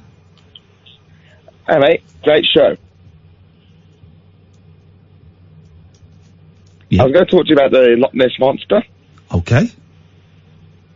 And did you see by any chance the Kay Burley interview that she did with the Nessie researcher? No, I didn't see that one, no. I didn't see anyone, no. She was really, like, horrible to the guy. I'm like, why don't you just save your venom for, like, these monsters in Westminster rather than some guy who just got a belief in Nessie? Well, I think it's right that we call out these fantasists and these liars, whether they be Brexiteers, whether they be Remainers, or whether they be Nessie people. I like the idea of Nessie, though, mate. I like the idea of it. I like the idea of unicorns and fairies. I like the idea of it, but I also live in the real world. But the real world sucks. He's got a point, actually. He's got a point. It's like your call last night. It was just brilliant, man. Your show last night was amazing. Thanks, man. That woman, though, it just... I don't know how you put up with people like that who just want to come on and just, like, call you names and, like, assume that you're a left-winger or a Brexiteer or, like, it just... I don't know, man. Crazy. I don't know. It's crazy. Why am I getting maybe I'm just on hyper alert, but I'm getting a vibe, Paul. Okay. Wonder why. I like you, man, a lot. I think you're really funny, so... Why is there a warning by your name? So I called up once, and I made a joke, and it worked well the one time, and then I tried to repeat the same joke the next time. What was the joke? And then you sort of said, it was a Bill and Ted reference, and it went wrong, and I felt really bad afterwards. And what was the Bill and Ted? What was it? Why would a Bill and Ted reference? I don't know. I called back and I tried to repeat the joke for the next day, and then you was like, yeah, it was funny last time, Paul, but not funny this time. Okay. Like, get off the show or something. Oh, gosh. Well, that's harsh. Well, I wouldn't get your warning by your name, just doing a bad joke. Otherwise, Catherine will be covered in warnings. Outrageous. Incredible behaviour. All right, Paul. I love the rabbit hole as well, mate. Thank you, man. Well, we're going to be live tomorrow in Bath. If people can't come, we will be streaming it on my Twitch channel, twitch.tv/Iain Lee. People can watch it. And people can also call in. So, what have you got planned for this weekend, Paul? Anything nice? Yeah, I just got myself a car for the first time. Whoa! So I'm just getting to that. Paul's going driving, baby. Look out, ladies. Paul is going to be driving. I got some woman trouble as well there, but that'll be for another show. I'll say about that. Okay. All right, Paul. Thank you very much indeed. He's got excuse me. He's got some woman trouble, and he's got a car. What that means, Paul, is you ain't got no woman trouble. You ain't got no woman trouble. I'm right, aren't I, June? Hi, you're right. I'm not wrong. Hi. Hello, June. Hi, Ian. Hi, Kath. How are you? Making love in the afternoon with June. Up in my bedroom, making love. I get up to wash my face. When I come back to bed, June is having it off with Art Garfunkel. June. No. Not Art Garfunkel. Not Arthur Garfunkel. No, that's a vicious rumour. I must have been like 18 when and laughed so hard when I learned that Art Garfunkel's full name was Arthur Garfunkel. I don't know why What did you think his name was? I didn't know that Art was short for Arthur. I thought that was a name, Art. So Arthur Garfunkel is just outrageously funny. Yes, but I wouldn't spend the afternoon with him. I'd spend it with Dennis Locorriere. Yes, man! Art Garfunkel. Yes, mate. There we go. Yeah. When Dennis, maybe Dennis is up to speed. We'll see if you're what he needs for his recovery, baby. What you got for us, June? I was just phoning up to say I hope you have a nice night in Bath tomorrow. Oh, we're looking forward to it. It's always a good crowd. I know, I'm going to try and get Rachel to stream it for me, because I can't get there. But that's it. For those who can't see it, it will be streamed on Twitch. It'll start at about 7:30, 8. I don't actually know the time. It says 8 o'clock. Okay, 8 o'clock then it is. 8 o'clock, yeah. 2 hours long. There'll be a little meet and greet afterwards. We'll try and stream that as well, and people can phone in. But there's a different phone number, but we'll give all that tomorrow. I was a bit disappointed because the only wheelchair space had gone. Hey, we only want one of you guys there, otherwise it puts us off. Makes me too horny. Well. Okay. Oh, and we've got the book on order as well. I think you're going to enjoy the book. The book is weird and it's fun and it's better if you act it out with your friends and family. Honestly, me and Kath are doing it. I've been playing Kath, she plays me, and I don't know why it makes us laugh so much, but it really, really does. If anybody wants to, I tell you what, next week we'll bring our copies of the books in. If anyone wants to phone up and be the third person, you can be me, Kath, or the caller. We'll do a little bit of that because it's surprisingly good. What I especially like about reading aloud with Ian is the fact that he'll go, "I didn't say that, did I?" I don't think I did say. Oh, you did. A lot of that. You did. I don't think so. I checked them all. I don't know. Oh, my. June, nice to talk to you. Thank you very much indeed. 0344 499 1000 is the telephone number if you want to give us a call. The switchboard is empty. Yeah, I'm sorry there's only one wheelchair space. You know, we're playing kind of small, we're not playing big theatres. I mean, I think the wheelchair accommodation in a lot of venues, the wheelchair accommodation in the O2 is awful. They have like 20 seats. I remember trying to get tickets for my mum to see Neil Diamond, and unless you got to phone up a separate line, you can't book it online, you got to phone a separate line, and unless you're like the first person, they go. Because what a surprise, a lot of Neil Diamond fans, a lot of the acts my mum likes to see, are older people, many of whom are in wheelchairs, and also they're right at the back.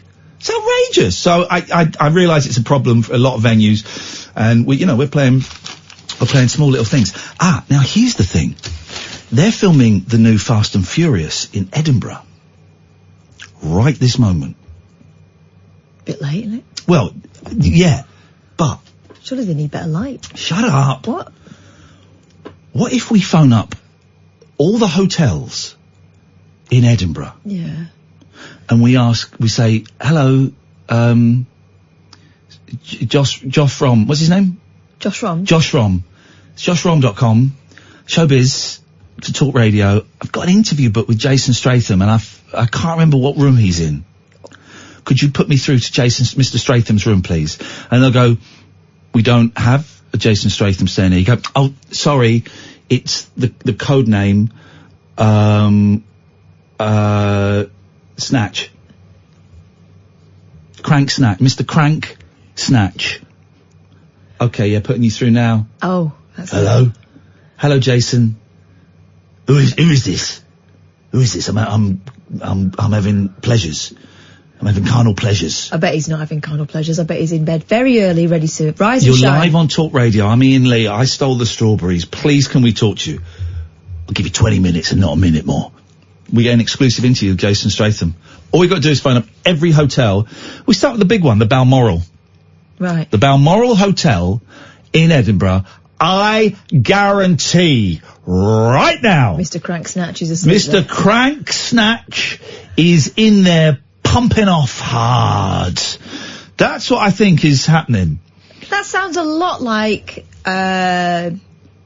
stalking. It's not stalking when they're famous. Oh, okay. No, because they've invited that intrusion into their lives by making movies. Right. Obs. Why are you pretending to be someone else again?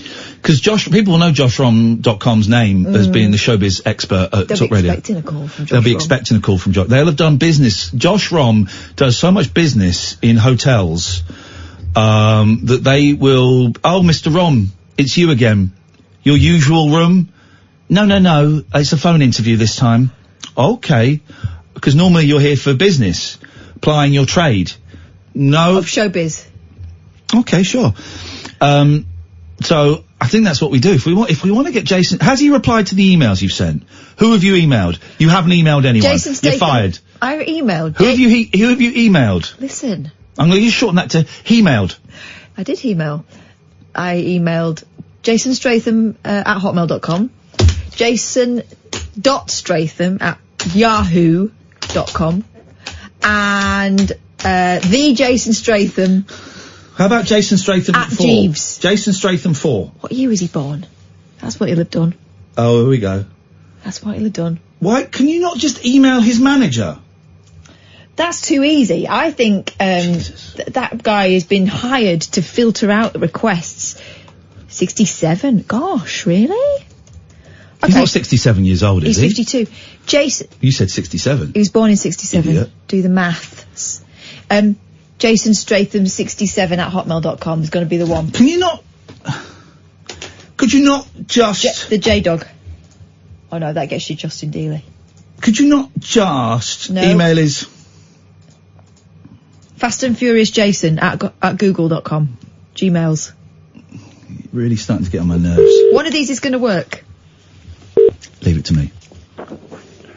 Good evening, the Balmoral Hotel. Murray speaking. How may I direct your Hello, call? yeah, this is Josh Rom from Talk Radio. I've got an interview booked with Jason Statham from the Fast and the Furious movies, but I've forgotten what room he's in. Could you connect me to it, please? We're live on the radio now. Thanks, but no thanks. He might be under the name Mr. Crank Snatch. Crank Snatch. Crank Snatch. I think he's gone. Let's put the phone down. We know He's there. We know exactly what hotel he's in. We know exactly what hotel Jason Statham's in. That guy's the biggest jerk in the world. He's a good sport, that guy, and I appreciate his help. We know what hotel Jason Statham's in. Right. Who lives in Edinburgh? Who wants to earn a £5? We need you to go like they would do it. Here's the thing, Catherine. Like they would do in a Jason Statham movie. You would appreciate this. You need to, what you need to do is you need... 11:30 on a Friday night. Yes. You need to, I wouldn't say murder, you need to, do a chokehold on a waiter. What? On a room service guy. Not chokehold, that's inappropriate. Knock him unconscious. No. Oh, alright, okay. You need to kill a room service guy. You need to charm him into a cupboard and then lock it. Okay, you need to Dress somehow... up as a lady waiter. Lady waiter? I don't get lady waiters, do you? I've never seen one. I'm thinking of Tom and Jerry films where you dress up your thumb as a lady mouse. Lady waiter. And then you get him into the mouse hole. Here's the lock thing. him in. Here's the thing, I don't think I've ever seen a Chinese man riding a bike. Yes, you have. When? Famously, there are 9 million bicycles in Beijing. I've never seen one. What? I have never seen a Chinese man riding a bike. Don't show me a picture online. Don't show me a picture online. It's a deep fake. They can just superimpose a Chinese man on a bike. It's deep fake. Jeez, are you nuts? Like that whole, you know the Rees-Mogg thing lying on the Houses of Parliament? Yeah. That's deep fake. No. Yes. You know the police officer fainting behind Bojo? Yeah. Deep fake. What? It's all deep fake. So no. I want to see with these eyes a Chinese man riding a bicycle. And not Korean and not Japanese. Well... Just doesn't happen. Just doesn't happen. We know that Jason Statham, Nicholas Boy, is staying at the Balmoral Hotel in Edinburgh. By the way, they can't complain about me. If anyone gets in trouble, it's Josh Rom. He's the guy that phoned up. Yeah. We need someone. We need someone in Edinburgh to go to the Balmoral to steal room service. Room service. Hello there, sir. It's room service. Come to service your room, sir. Here's the power juice that you ordered, sir, for the room service, sir. Where are they from again? From Scotland. I'm a wee lassie. Don't do that. From Scotland, from Kilmarnock. Hello. Room service, sir. I've got your power juice for you, sir. I didn't order any power juice. Oh, it's complimentary of the hotel, sir. He'll know about these ruses. He's a professional pretender. We've got new technology in the studio, right? I've got one of those Alexa things. Let me ask Alexa. Hey, what do I say? Hey, Alexa, or just Alexa? Alexa. Okay. Alexa. Yes. What's the best way to get into Jason Statham's hotel room? You need to stop watching The Fast and the Furious. This is getting unhealthy. Okay, that's not particularly helpful. I think that they programmed her beautifully. I think she's an idiot, and I would chuck her out of a window. Someone I would never chuck out of a window is Katia. Hello, good night. Good. Oh! Send her back! Send her back! Send her back! Can't sing the rest of that. It's a Smith and Jones song, which out of context sounds offensive, but in context is very funny. Katia, ma pin is sur la table est très petit. Voilà pour monsieur et madame carte blanche. I give you carte blanche. I do not know what the English is for carte blanche, but I would like you to make the beautiful love from behind against the wall. Stop. For the carte blanche, le poisson d'eau. Le poisson d'eau, sur la table. Je suis très désolée, Katia. Très désolée, Katia. Ça n'a rien à faire avec rien. Oh, my love for you, l'amour. Chanson, l'amour. Ta-ta-ta-ta. Chanson d'amour.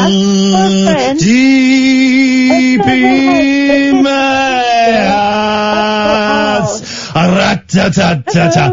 Chanson d'amour. Let us go now live to beautiful grand son. Mais laisse les grands sons, mais ils donnent long Katia. Katia aussi, pense-moi.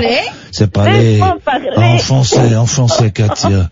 En français, en Suisse. Elle est pas suisse. En Suisse, en Belgique. Has anyone ever had a bit of ginger? Oh, I love it. You're a dirty lady. You like the McHucknell. It's not nice to call him that. You like a bit of ginger. You like to have the ginger gentleman making love to you against the wall. All right, a bit of ginger up their arse. Well. Hang on a second. Sorry, Catherine, sorry. Did Katia just make it worse than I did? Yeah. Wow. I thought he might be going there. Okay. I mean, not there, but... Let's try that again, Katia. Has anyone had what? A bit of ginger up their arse. Well, if Prince Harry had done that, they wouldn't have had a kid. Oh my God, no. That's what they used to do to horses to rev them up. If you had a horse that was looking a little bit down in the mouth and you're trying to sell it, bit of ginger up the old... and they would be stepping. Okay. Well, it's asking for a friend because... asking for a friend. Okay. How is Roger? Katia. How is Roger, apart from imaginary? I thought, so what does it feel like? Well, what do you imagine it feels like? I bet it's things. Well, if you've got any little scratches there, Why would you, Katia? I don't understand. Why would you do it? I'd never do that. Well, I would never even think of it, and you obviously have. I never thought about it. Well, you've created the concept of ginger up the bumhole. No, she hasn't. It's an old-fashioned remedy. I didn't. I was reading an article. Oh, you only read it for the articles, don't you? By Gwyneth Paltrow or something. No. Mr. Nicholas Soames. Oh. Wrote about it. I'd do it. I'd do it for a £5. Would you? Okay. Give me a £5 and I'll put some ginger up my bum. My God. Really? Yeah, of course I would, for a £5. How long? I've got a gingerbread man, will that do? Sure, why not? What? Head or leg? Katia. Yes. Whole thing. But then you have to eat it. Katia, for £5, I will put, what do you call it, a nut? A nut of ginger? No, it's a bit of ginger root. I will put a ginger root up my bum. Well, that's not a lot of money for that. No, it's not. not. Do it for free. I think he's pretty much doing it for free, to be honest. I'll do it for a £5. I will, on Monday's show. Yes. I will put if you give me £5, I will put a root of ginger up my bum and keep it up there for the whole show. Oh my God. Okay. Is it like... Oh, I'm not going to say what I'm going to say. Okay, is it stinky? Sorry. No. Say it in French and I'll translate. Okay, that's a good idea. It's a pun. Because it's an idea from Sir Nicholas Soames, so I was going to say it's like a sodomite. Hang on a minute. Hang on a minute. So Sheila Fogarty has just tweeted 52 minutes ago. Yes. Question, and this is a quote from Sheila Fogarty of LBC. She was hijacked. Question. Has anyone had a bit of ginger up their arse? Yes. I swear to you. Not Sheila. What does it A, feel like, B, achieve? Wow. Is that the phone in on LBC on Monday? I might listen. And so, you can see that it comes from an article. An article? Article? Times, and they are citing Nicholas Soames. Nick Soames. Okay. And he's right. Okay. I'm just going to. So he's talking about Jacob Rees-Mogg because he was really, really unhappy about how he's been behaving for the past few weeks. This is to G him up, is it? Because he's so languid. Okay. And he said he described him as being a moderately cut double-breasted, a man in a moderately cut double-breasted suit and a decent tie can do with an ultra-posh voice and a bit of ginger stuck up his arse.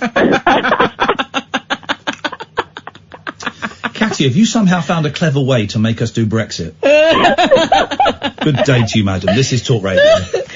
Closing time conversation for tax inspectors, taxi drivers, and taxidermists. Great big talk for the wee small hours. You've been trolling me big time, mate. The Late Night Alternative with Iain Lee on Talk Radio.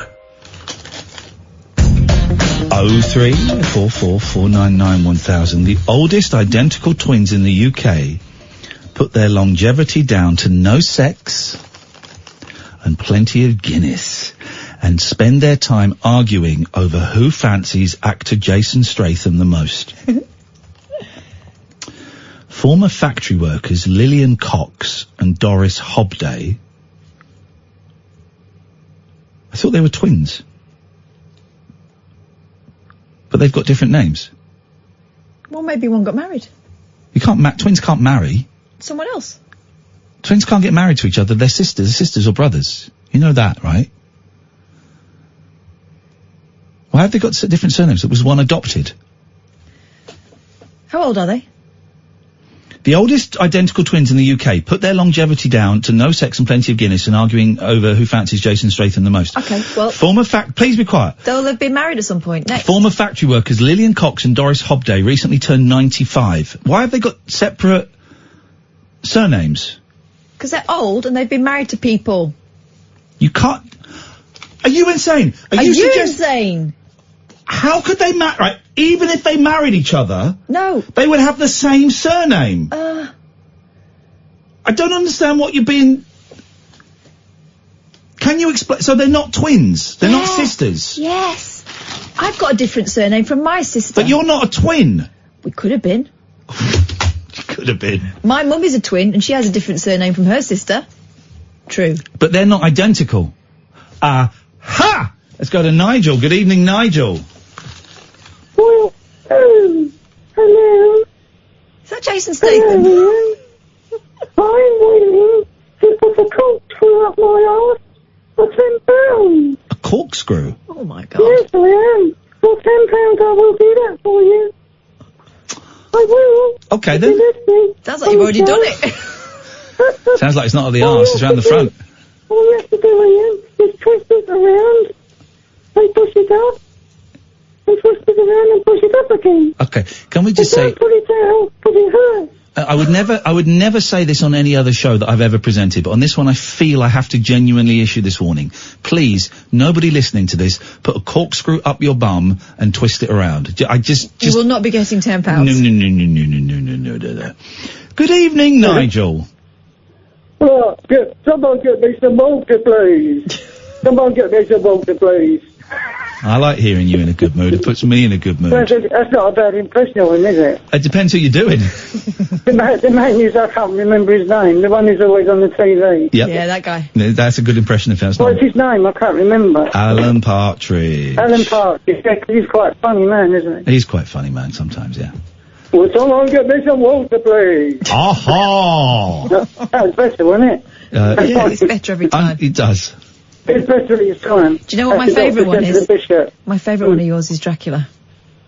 Oh, I can't. How does Dracula go? Dracula! I can't remember. No, I can't do it tonight. As a said to this. Oh. Anyway. All the Dracula fans are disappointed. Never mind, Nigel. It happens to a lot of I can't. I don't feel in the mood to do it tonight. No, but you feel in the mood to put a corkscrew up your bum. Okay. It's just the way it rolls sometimes. Just the way it rolls. Sometimes I fancy a burger, sometimes I fancy a kebab. You know, it's just the way it rolls. Well, that's the only thing that came to my mind while I was thinking about it, you see. What, corkscrew? Yeah, I thought, well, it's quite a funny thing to say. Yeah. Don't try it, though, Nigel. It'd be bad. No, I wouldn't it's bad try for it, you. 'cause it'd be dangerous. Yeah, bad for you. Also, spoils your corkscrew, and that's quite a handy thing to have. It could kill you. It could. More seriously, yes. More seriously, you could die. I don't want any of our listeners dying from corkscrew injuries. Yes, sorry, to butt in. Yeah, no, well, exactly. Sorry to butt in. Yes, sorry, yes, of course. Of course, it's I apology accepted. Well, you do keep butting in, don't you? No, you do. Well, you do keep butting in, don't you? No, you do. Well, you do keep butting in, don't you? No, you do. Well, you do keep butting in, don't you? No, you do. You want me to do it for you, rub it in? No! Nigel? They've cancelled Brexit. Nigel? Nigel? He's gone. Where are you gone, Nigel? Is it something we said? Well, you do keep butting in, don't you? No, I totally disagree with sex with a robot. Nigel? Night, everybody. Night. Okay, well, what we're going to do, because it says he's still there. I can boost that. I wonder why that was a bit quiet. Night, everybody. Night. I think he's giving us the silent treatment. I like mine quite hard, and then I like to put it all in my mouth at once. Well, you do keep butting in, don't you? All right, Nigel. Not quite sure what happened there. We'll keep your fader open, and if you want to join in at any moment, actually, no, I'm just gonna cut you off. Let us go to Nelly. Good evening, Ian. Good evening, Catherine. You are a pervert. Nelbert. Oh, thanks very much. It was nice tuning in there the last night to the late night alternative, or as it should be known, the Brexit Anger Showcase. It was a strange old show. If you missed it last night, go and buy a bootleg copy on the streets of Camden Market for £15. It really is worth it. It was something else. It was never ending, because obviously you had the first... Well, we finished at 1. Well, okay, yeah. It was literally ending. It was, yeah. That was not... I made an error, thank you. Yeah, it just didn't seem to stop. Of course it did stop, but you know what I mean? It was just anger after anger after anger, and it just kept on cranking up to 11, didn't it? It was all Everybody, weird, just cool out. Everyone said, yeah, get out, yeah. Yeah, so, good to hear that the book is coming out. Yep. Really excited by it. Really excited. Because I had this sort of little ambition about, trying to write something and getting it published. You're getting a little bit excited about this whole self-publishing thing, aren't you? I've seen on Twitter. So what's the plan, man? Well, I've always had like ambition to sort of do a book and write something. And I've got like an idea. And actually just this evening I was writing down some notes on my mobile phone about what I would put in and how I would structure it. And it would be about my... it's quite a serious topic, quite a serious subject actually, about my experiences teaching. Yeah. When I was teaching very, very briefly, and also there was some issues that I had, which obviously led to me leaving the profession quite quick. And it was obviously the same sort of time when I got married and had my first child, and a lot of stuff was going on, and the whole profession is so challenging and so. New teachers need a lot of support, which I never got, and that's why I left. So I've got a lot of ideas, and I've got a lot of... Just start. Can I give you a suggestion? Just start writing. Yeah. Just write. Yeah, Put the notes to ones you got the notes, great. What else? All great. Just start writing, isn't it? That's what I told you to do. Oh, batten up. Batten up. Get it down, doesn't matter what it is at first time. Trousers. You want me to get that down? Outrageous. That is sexual harassment in the workplace. But my advice is just to get as much written down as you can in the first place. Yeah, I mean, I was finding when I was writing the notes down, how much was coming back to me of my experiences and all the or like quite bad stuff that happened when I was teaching. So yeah, I don't know. We'll see what happens. But I've already made quite a bit of a start just from note taking. So we'll see how it goes. But it's exciting to have that as an outlet. You know, I like being a bit creative, and it's nice to have that as an outlet in the 21st century where you can just write something, put it out there, and then just see what happens. Yeah, do it. There you go. Do it. Also, I've got to say, the picture's done by our mate Jeff. I don't know how you design a book cover, so we did it on Fiverr. You know Fiverr, that website where you can hire people to do stuff? A young Ukrainian woman did the cover for us for, I think it was like 20 quid or something. That's a good cover, isn't it, Kath? Really good. It's a really good cover. 20 quid. I love it. Yeah, it's really nice. I'm looking at, cause the thing is with books as well, I can't read an e-book. No. I like to hold the book and can't do it. Or smell the book and to really get have it in my hands. So I'm looking forward to getting it over this through soon. I've got a confession to make as well. Uh-oh. Just a small one. Okay, as long as it's not a murder, because I really don't want the last hour to be too heavy. Do you remember a few weeks ago when the phones weren't working and you gave out your home number for people to ring in? Yes, I did. Yes. And you got a couple of callers who were South African. Yes. Well, can you guess what my confession is? You posted the number on a South African forum or something? No, Ian, my friend, I thought this all. I'm very good at accents. It's very accurate. Well, do one for us then. It's very. Do an accent for us then. Name an accent, I'll do it. South African. Okay. Hello, Ian. Hello, Kathleen. Good to speak to you. Good to speak to you. I remember this guy. Was it this guy? Outrageous accent. Absolute jerk off. You shouldn't have given me that coffee. I've got really bad indigestion now. Some people say indigestion, and some people say Sri Lanka. What? Okay. The oldest twins in the UK put their longevity down to no sex and plenty. They what now? The oldest identical twins in the UK put their longevity down to no sex and plenty of Guinness. Okay. And spend their time arguing over who fancies actor Jason Statham the most. Former factory workers, now these are supposedly twins, see if you can spot the big here.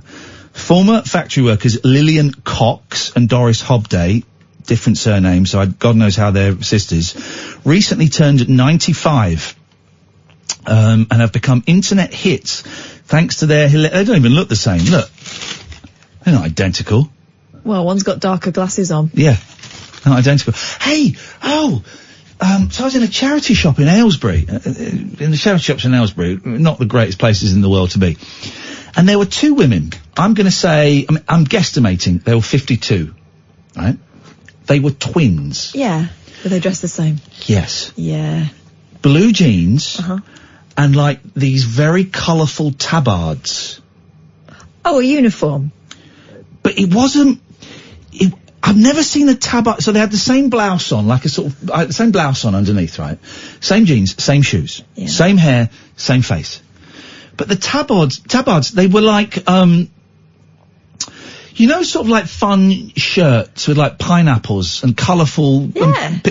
It was like that, but in tabard. Okay. They were the same. They were the same. Why? That's amazing, right? Old twins. I don't know what their surnames were. Surname.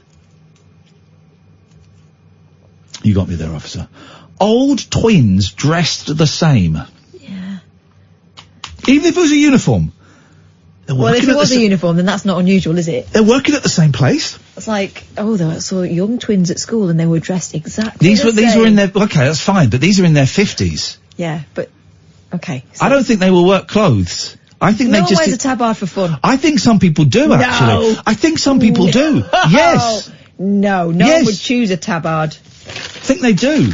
Why is the tabard is just, it's just a tighter pinny, isn't it? Put a pinny on. That's what you wear for fun. The Tipton twins. Why are they called Tipton twins? That's where they live. It's not their names. are filmed discussing their lives in broad black country accents. What, like African? No. They're white. No. If I did that, I'd be pulled off.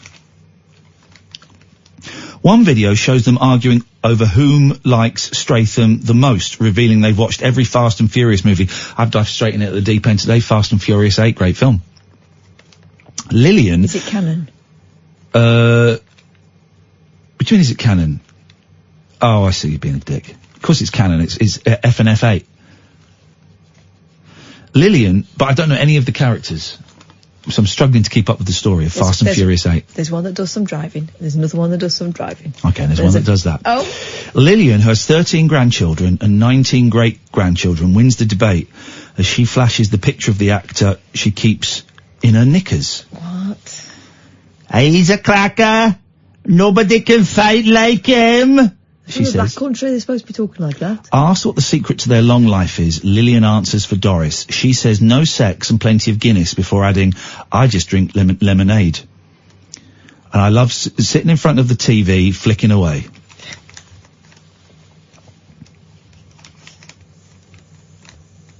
There's never anything on, is there? Well, she's obviously found something. In another video, the twins can be seen showing their youthful physical sides. What? As they work through their keep fit exercises. Keep fit. Well, we know where Jason Statham is staying. He's staying at the Balmoral in Edinburgh. 0344. We'll take calls straight to air for the last hour. 0344 499 1000. This is Talk Radio. The Late Night Alternative with Iain Lee on Talk Radio. We have ways of making you talk.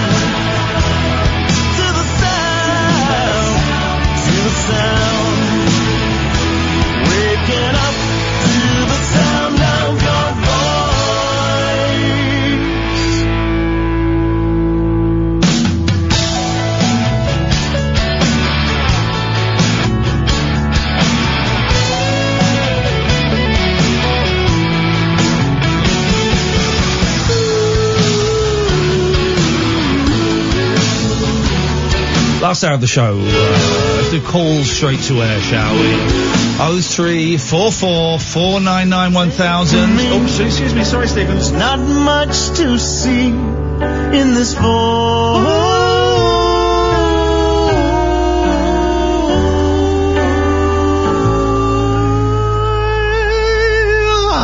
added a little bit of extra voila to the song that I think was lacking.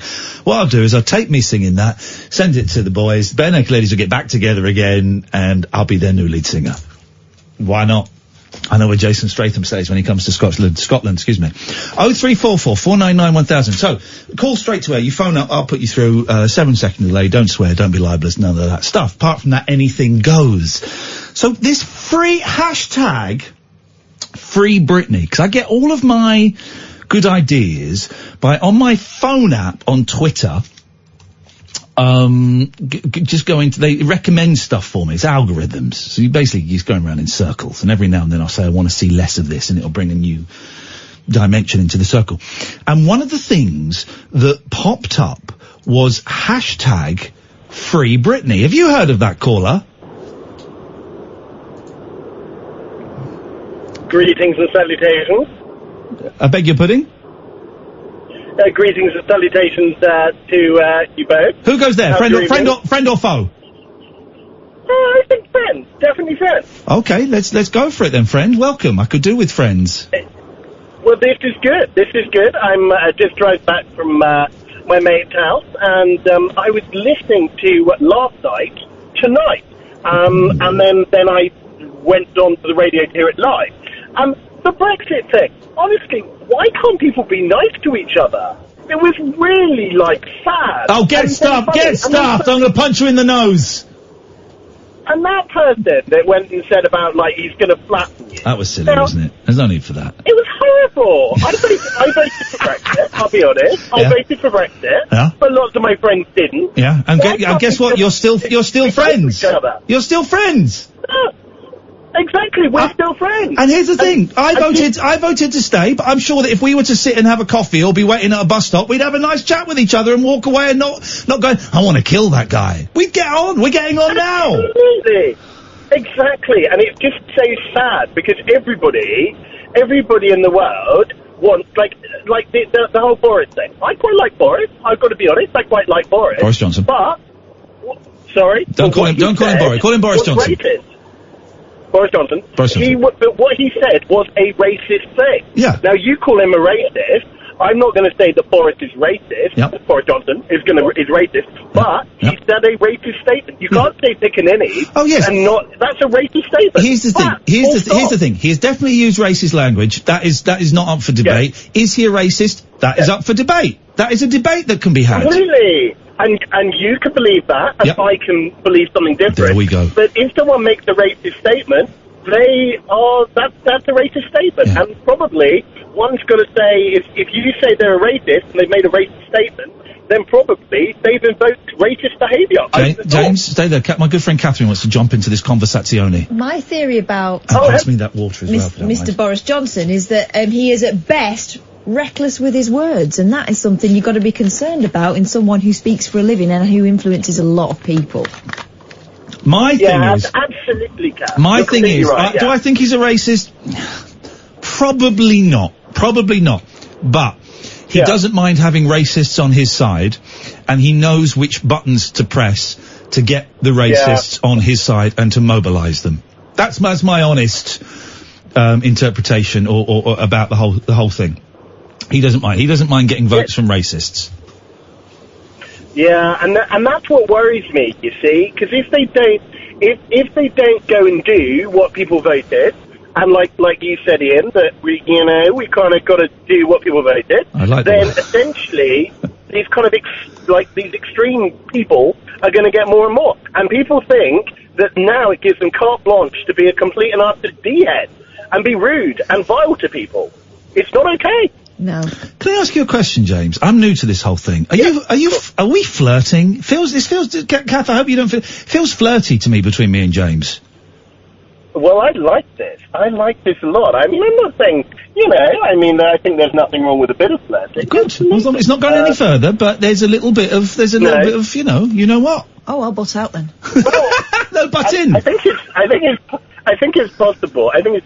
You guys have pretty much changed my life. I'm off work at the moment. I'm a paramedic, and I've been poorly with PTSD, and I discovered your show, and nice it's fantastic. It makes me laugh. You're funny, you're brilliant, and it's so nice to have something that doesn't... James, thank you so much for the radio. I'm sorry about the PTSD, and thank you for the kind words. Radio and Twitter and life at the moment, as we keep saying, is binary. It's on or off. It's black or white. It's yes or no. And thank you for perfectly illustrating that we can vote, and it all seems to stem from the referendum, that we have voted differently in the referendum, but it doesn't mean that we can't get on. It doesn't mean that you can't enjoy this show and I can't enjoy your contribution to this show. It doesn't mean any of that stuff. We used to be able to get on with people who voted for different parties and thought different things. And it seems now that someone, I don't know, is it Russia? Is it God? What is that? Someone wants to stop that and wants to put barriers between different groups, and I hate that, James, and I want to do my best to pull down those barriers. It's like the term Ramona. Like, I hate it when people say that. It's offensive. It's just offensive. Oh, you're a Ramona, or if you voted Brexit, you're a fascist. No, you're not a fascist. No. You just voted for something. Yeah. And a fascist is if you are, it's the behaviours. It's a behaviour. It's not, it's racist behaviour or behaviours, which is repugnant, whatever way you voted. James? And we should just say, that's wrong. James, nice to talk to you, man. I really appreciate the call. And how is the recovery going? Yeah, going really well. I'm getting there. Nice one, man. I look forward to your next call, James. Have a great weekend. Thank you. Thanks so much. Take care. Bye. Wow, do you know what that is like? Do you know what that feels like to me? This might be over-egging the pudding. The first flower poking out through the snow, or when Noah sent the dove off every day, and after like ages, the dove came back with a little branch. He went, oh, there's land. Feels like just the first little. Yeah. Things might be all right. Maybe I'm reading too much in that, but that was nice. Right, here's the thing. I believe that most people are good and most people are reasonable, and people that phone up radio stations to have a go at a stranger generally are coming from a place of anger and not representative of the majority, right? Yeah. And it's very easy in this job to start thinking that everyone thinks a certain way, when actually, what is it? 3% of people who listen ever ring a radio show, something like that. I'm making up, but it's very unusual. Yeah. And no, but I do appreciate hearing that kind of voice. Lane says if you use racist language, you are a racist. That's an opinion. I don't necessarily. It depends how and why you use it. I think it's more nuanced than that, but I get your point, Lane. Yeah, and I think that sometimes people can make a mistake, and the way you learn is from listening to other people who can point out, and what I'm talking about is, ask the people it affects first. How they feel about it. When I was younger, I'm talking like 15, 16, I used a lot of racist language. Yeah, you don't do it anymore, because you learn. Yeah, I used a lot of racist language because I thought it was funny. Bit embarrassed to say that, but I thought it was funny. And I look back with mortified. I wasn't, I don't think I was a racist. I think I was using words incorrectly for shock value, for humour. And I look back now and think, my God, what was I doing? The shame around all of that. I don't think you can change someone's mind or get them to reconsider their opinion by yelling at them. No. 0344 499 1000. Calls straight to air. Let's go to line 2. Good evening, line 2. You're on the wireless. Hello. Hello, line 2. Hi, Ian. It's Catherine. Hey, Catherine. Catherine number 2. Thanks for your lovely presents. Oh, I was listening to mine today. Thank you. I just was literally phoned in to see if you'd got it, because I know that you were missing. They were lovely. Thank you. I'm a little confused by the message. What message? The written message? Yeah. Why? Because I don't recognise. You said that you felt bad because I cut you off because you'd got the name of a film wrong and that it upset you and you cried for 3 days. I'm really sorry that you cried for 3 days. No, I think it was 3 hours or something. I think it said 3 days on my card, but it doesn't matter. No, it was just that I would hate to think I am born and raised a Roman Catholic. I'm non-practicing, so unfortunately I have this huge pot of guilt. Okay.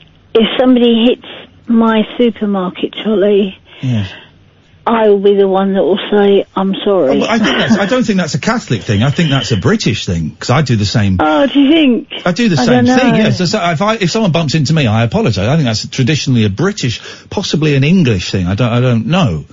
Oh, I'm terrible. I go home and I say to my husband, what did I do to upset that woman? You know. Well, I think you need, may I suggest in this instance, because I don't remember the incident, B, everyone gets cut off, and it kind of slightly bugs me slightly when people say, oh, you cut me off. Well, yeah, everyone gets cut off, and sometimes it's, we do thanks very much for the call, enjoy your evening, thank you, goodbye, and sometimes it's just right, you're gone, let's go on to the next call. That's just the way the show is, it's just the way that my mind works.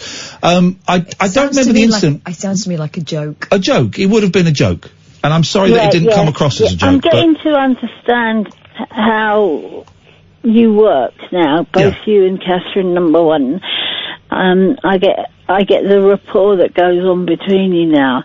It takes me a little while to do that. Yeah. But I've sort of discovered now how you both banter.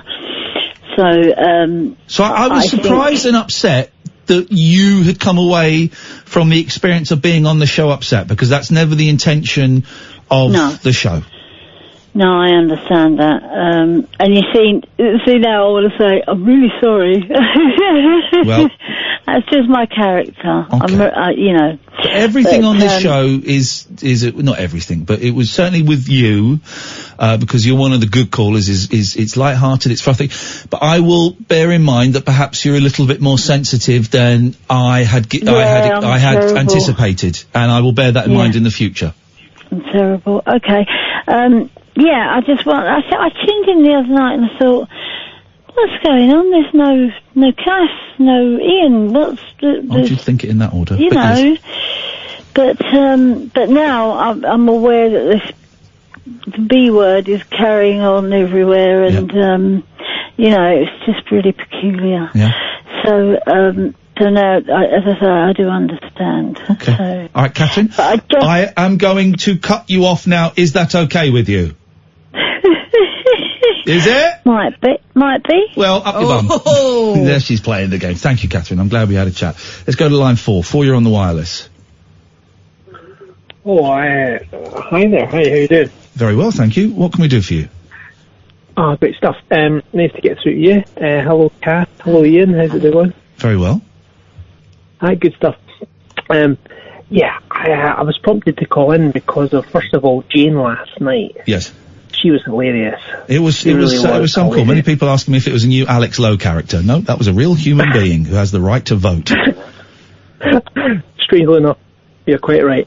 I don't know if you remember me, and I spoke to you a while back. I was on holiday. You may remember, just cast your mind back a few months. I was on holiday in Blackpool back in September. Yes. You called me Arsehole X. Do you remember that at all? No, I don't. No, I'm not surprised. Anyway. Well, hang on. What does that mean? I'm not surprised. It doesn't mean anything. No, but you obviously deal with a lot of calls, and you know. It's a phone-in show. Remember, it was totally insignificant. Why would I call you Arsehole X? It's a great name, but. I know. That's why I thought I'd mention it, but. But why did I call you that? What happened? I can't remember. I was going on about at the time you were invested in.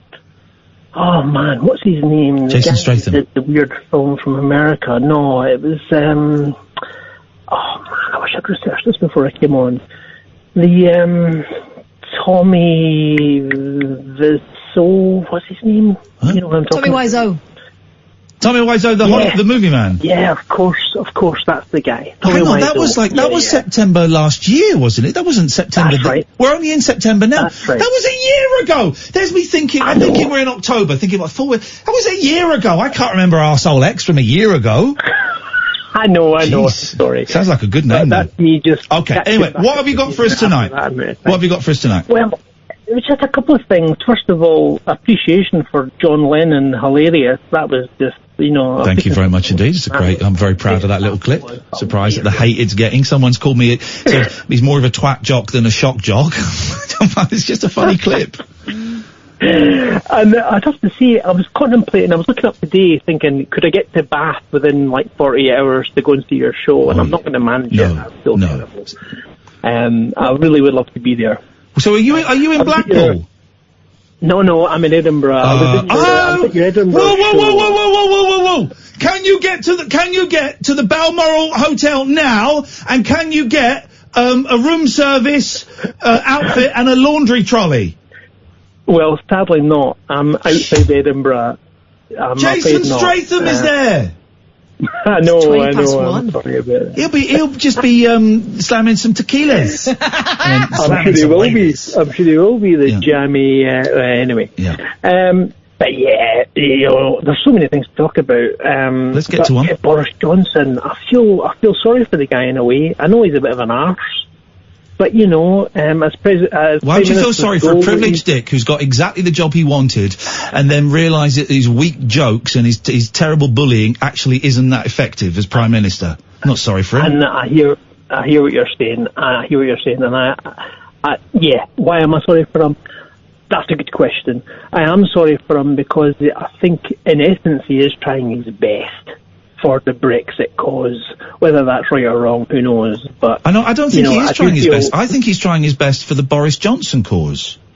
Oh, undoubtedly, that's true. We shouldn't be celebrating that in a Prime Minister. A selfish Prime Minister who's only trying to further themselves. No, that's not what it's about. Should be. I can't think of when it was, but it should be selfless.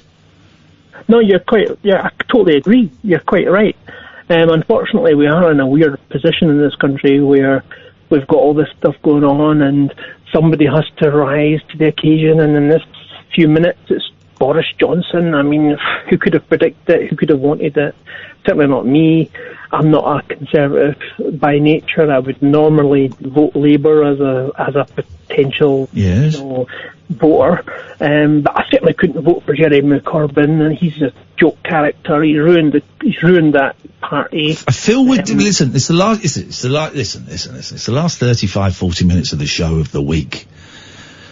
Yeah. What is your favourite group from the 80s? Oh man, Talk probably. There you go, you see. Thank you very much. Well, talk like life's what you make it. Don't try and fake it. That's the only talk song I know. It's a good song, that. Dum ch da da da dum dum ch bum ba dum bum bum bum ch. Is that it? Yeah. Line 3, you're on the wireless. Hello? Oh, hello? Yep. You're going to have to come a little bit closer come a little bit closer, you're my kind of man. So big and so strong. Come a little bit closer. I'm all alone and the night is so long. Do you know that song? No. It's a great song. Jay and the Americans. Yes, line 1. Hello? Yes, hello? Oh, I was just wondering, do I count as a long-time listener? Do you count as a long-time listener? How long have you... I've been listening.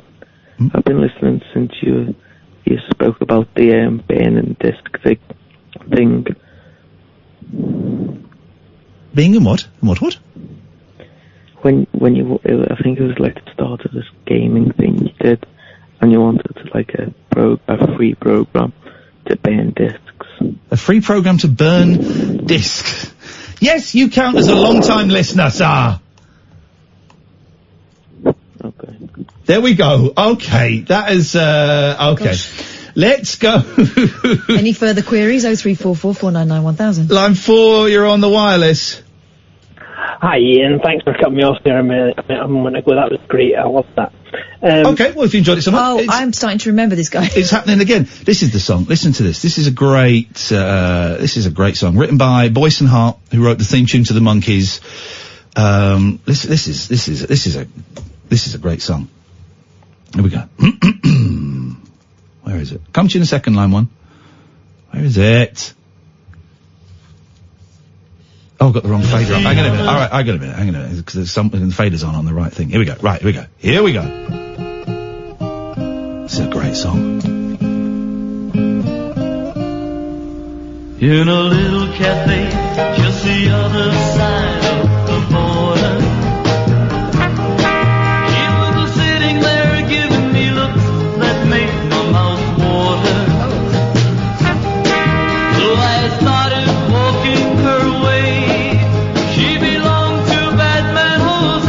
man, Jose. And I knew, yes I knew I should leave, but I heard her say, come a little bit closer, you're my kind of man, so big and so strong, come a little bit closer, I'm all alone, and the night is so long. We started to dance in my arms, she felt so inviting. And I just couldn't resist her, just a little kiss, so exciting. And I heard the guitar player say, Vamoose Jose's on his way. What a line. Vamoose Jose's on his way. But he's got the horn. Oh, where'd he go? come a little bit closer, you're my kind of man, so big and so strong, come a little bit closer, I'm all alone, and the night is so long.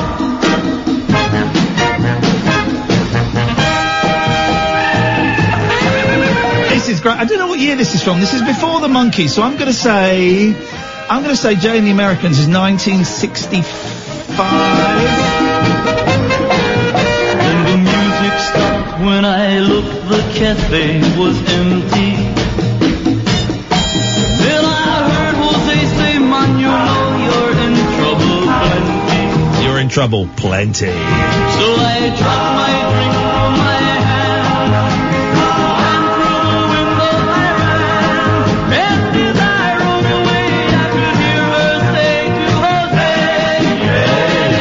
come a little bit closer, you're my kind of man. So she's saying the same thing to Jose as Jay from the Jay and the Americans runs away. Outrageous.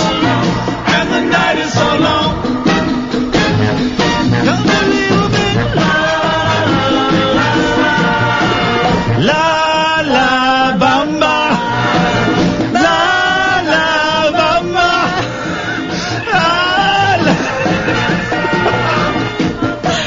It's a great song. I've not heard that for When ages. it first started, I thought it sounded like Spanish Harlem. Then it morphed into La Bamba. Which comes first, La Bamba or Twist and Shout? I would say La Bamba because Okay. La Bamba's a folk song, isn't Doesn't it? it mean the old goat or something? The horny goat? It's a dance. Para bailar La Bamba. La la la la bala. Para bailar Bala La bala Bamba. la bamba. There are other verses to it. There is a bit that goes para subir al cielo. Para subir al cielo se necesita una escalera grande. To get up to heaven. Yeah. To get up to heaven, what you need is a big ladder. Line 1, you're on the wireless. Hello. Sounds like a ghost. Hello, line 1. Hello. You're on the air. Can you hear me? Yes, I can. Can you hear us clearly on the other side? Yep. Yep. You're on the air. What would you like to say? I heard you singing the La Bamba. That's correct. Yeah, that was us. I don't know. Shall I tell you my name? If you want to. Mel. Hello, Mel. Do you remember talking to me a few weeks ago? I do remember talking to you a few weeks ago, Mel. How are you doing? Breathing. Well, listen, I do remember talking to you. Breathing, I would consider a success. Well, it's better put the bar low, isn't it? Yeah, I would consider breathing a success. How did the funeral go? I couldn't go. You didn't go. Could you not face it? I was too ill physically. Okay, that's fair enough. That's fair enough. I was in hospital, so I couldn't go. Why were you in you weren't in the hospital when we spoke before, were you? Not then, but No. I've been in and out for about the last 2 years. Oh, mate, I'm sorry to hear that. How are you feeling physically now? How am I feeling? Physically, in terms of the illness that hospitalised you? Still very ill. Yeah, okay. Gosh, you're really having a tough time, aren't you? I am, but I don't like to harp on about it. No. Well, if you... But there's a lot of people. You know, I've got one son, and he's at work now, but he could be dead now.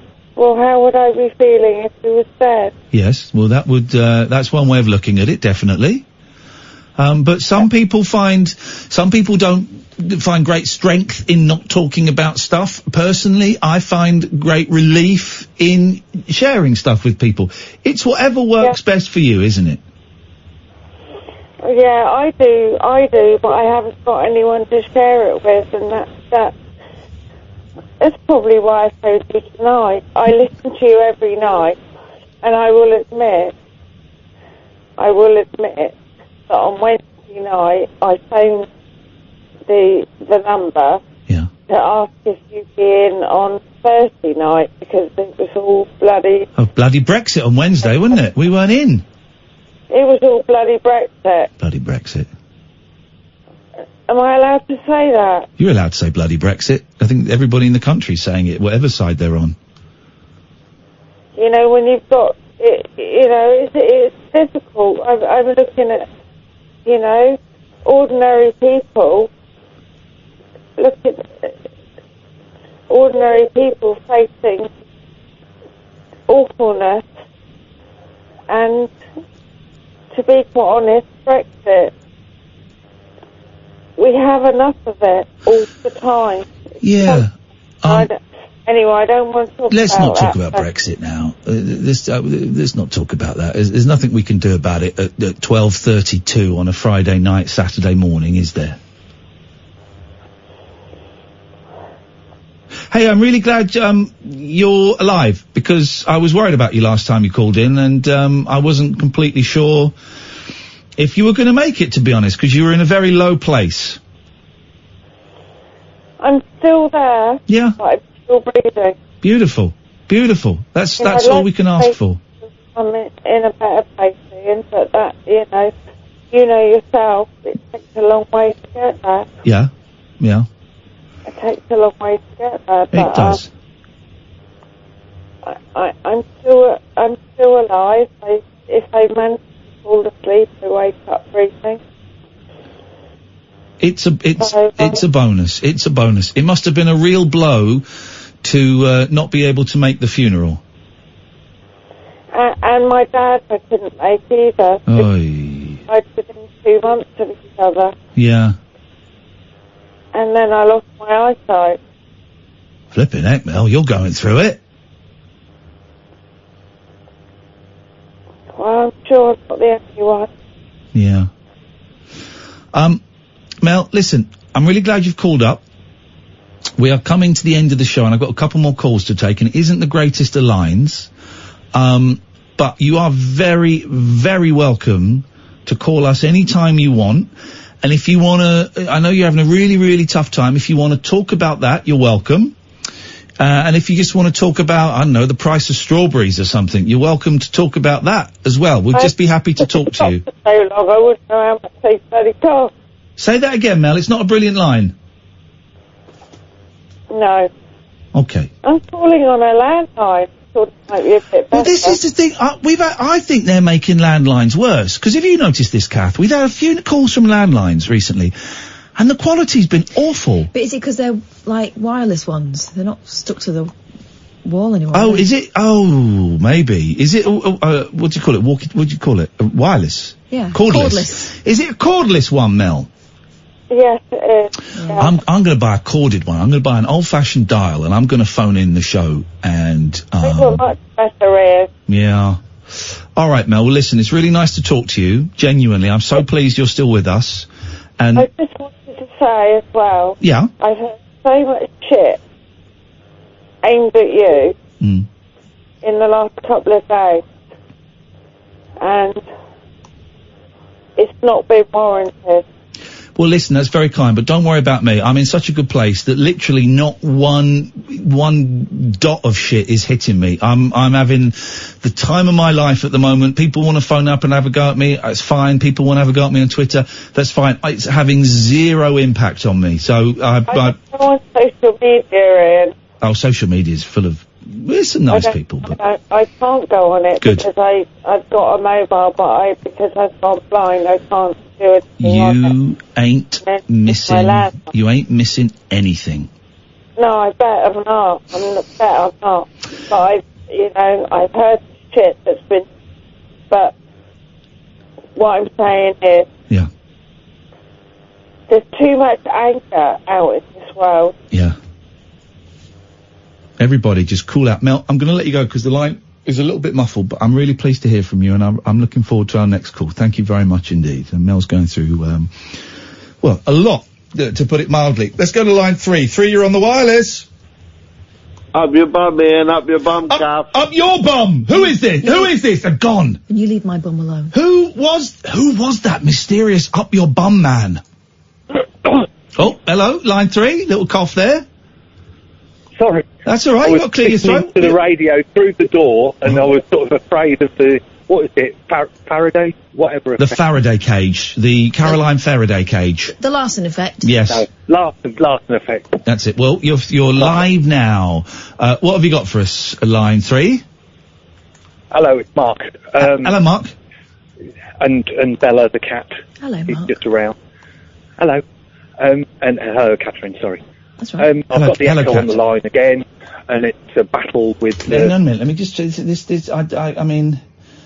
This place is an absolute dive. I hope that may be better. If it's not, Mark, I've done all I can do. I've rebooted the computer. I'll be fairly quick.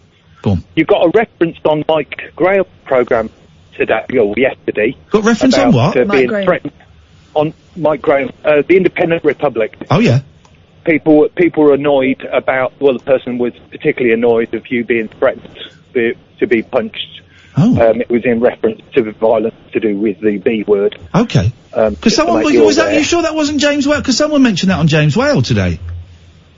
Did they as well? Yeah. Oh, look at that. Wow. They're defending me.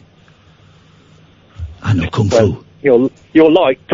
Well, there you go. That's nice. That's lovely. Apparently, I'll do a load of little bits because you got much time left. Apparently, not Matthew Kelly. What's his name? Right. Matthew Wright was quoting me earlier. It turns out I'm a trendsetter. Being a trend? No, that's not really the way. No. But anyway, yes? A film possibly that you might like, especially for your little ones. Yeah. It's 12 rating. The Mortal Instruments, City of Bones. Well, I don't know that. What is that? It's a 12 rating. Yeah, it's okay. Yeah. I've shown them Triple X. 2 hours long. Yeah. 2 hours long, with the extras. There's extras as well. But it's a nice, gentle film at a 12 rating, sort of a little bit scary. Boom. Sort of demons and angels. But not religious. Thank God for that. I am in. Thank you for that. I've got to go because I've missed every single break this evening, and that is not good. We've got to get one of them on time. This is Talk Radio. Tales of mystery and imagination on the radio show that does things differently. Dolly Parton, I listen to a record all day long. The Late Night Alternative with Iain Lee. I'm a nut job, but not that kind of nut job. On Talk Radio. Honest to God, it's the new Breaking Bad. Oh no! I've a bit of a line tomorrow. Nice drive to Bath. Do a little show, cheeky little show, meet and greet afterwards. Cheeky drive home. Sunday, I'm watching movies all day. Haven't done any Twitch. We'll stream the show tomorrow night on Twitch. Then I'm going to stream some video games on Twitch. And then what I'm going to try and do is come up with a schedule for each week and publish it Sunday evening of the times that I'm going to be streaming on Twitch. Because I haven't done any this week, and that's a little bit naughty for my subscribers.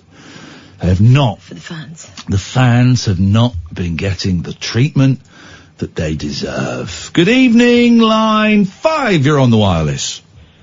Good evening. I enjoyed that Swedish version of Son of a Preacher Man you played earlier. This is Ray, everybody, who compiles the playlist. This guy takes note of every single song we play and puts them out in the public so that you too can listen to the tunes of the Late Night Alternative. Yes. Thank you. By the way, Ray, thank you. It's appreciated. Yeah. I don't know if I've thanked you yet, but thank you. It's genuinely, it's appreciated. So I know it's a lot of work, so it's very kind. Thank you. Yes, sir. Yeah, where did you actually find that track? That is classified. I tell you where I found it. I've got a really good album. It is. Hang on a minute. It's called something like Tom Middleton Presents the Weirdest Covers or something. Hang on a minute. All right. Tom Middleton Presents Crazy Covers. Oh, that sounds quite good. Because I looked on the internet for a copy of the single, and there's one out there for 26 quid. What the heck? Shut the front door! Are you crazy? It also has. Me over a barrel. It has loads of covers like this. Hang on a second. Here we go. Listen, this is good.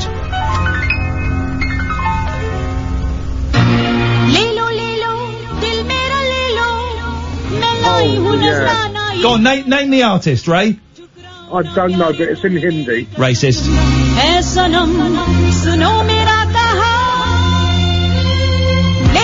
You've got to put this on the playlist now, Ray. You're playing it. This is some really hard ones that we'll never find. That's Usha Uthup. Oh yes, her. Here we go. There's this is quite a famous one. What's the song? Oh, I have no idea yet. Katia, you can play as well. It's a famous song. Is it me and Bobby Joe or whatever? Me and Bobby Joe or whatever? No. I'll give you a clue. I've met this guy. I've hung out. Who hosts The Chase? Oh, Bradley Walsh. Me and Bradley Walsh have hung out with this guy. Chagwin. No idea? No. Shall I let it play on? No idea. Here we go.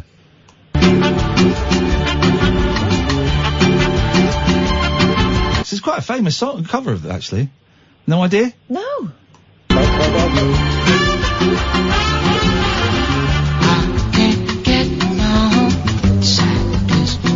Jose Feliciano, Satisfaction. Uh-huh. Oh, yeah.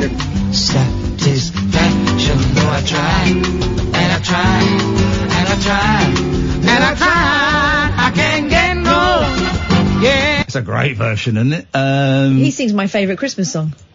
Hava Nagila. No! Hasta Feliz mañana. That's it. Navidad. Here we go. There's, what song's that? I'll never know. Come on! No,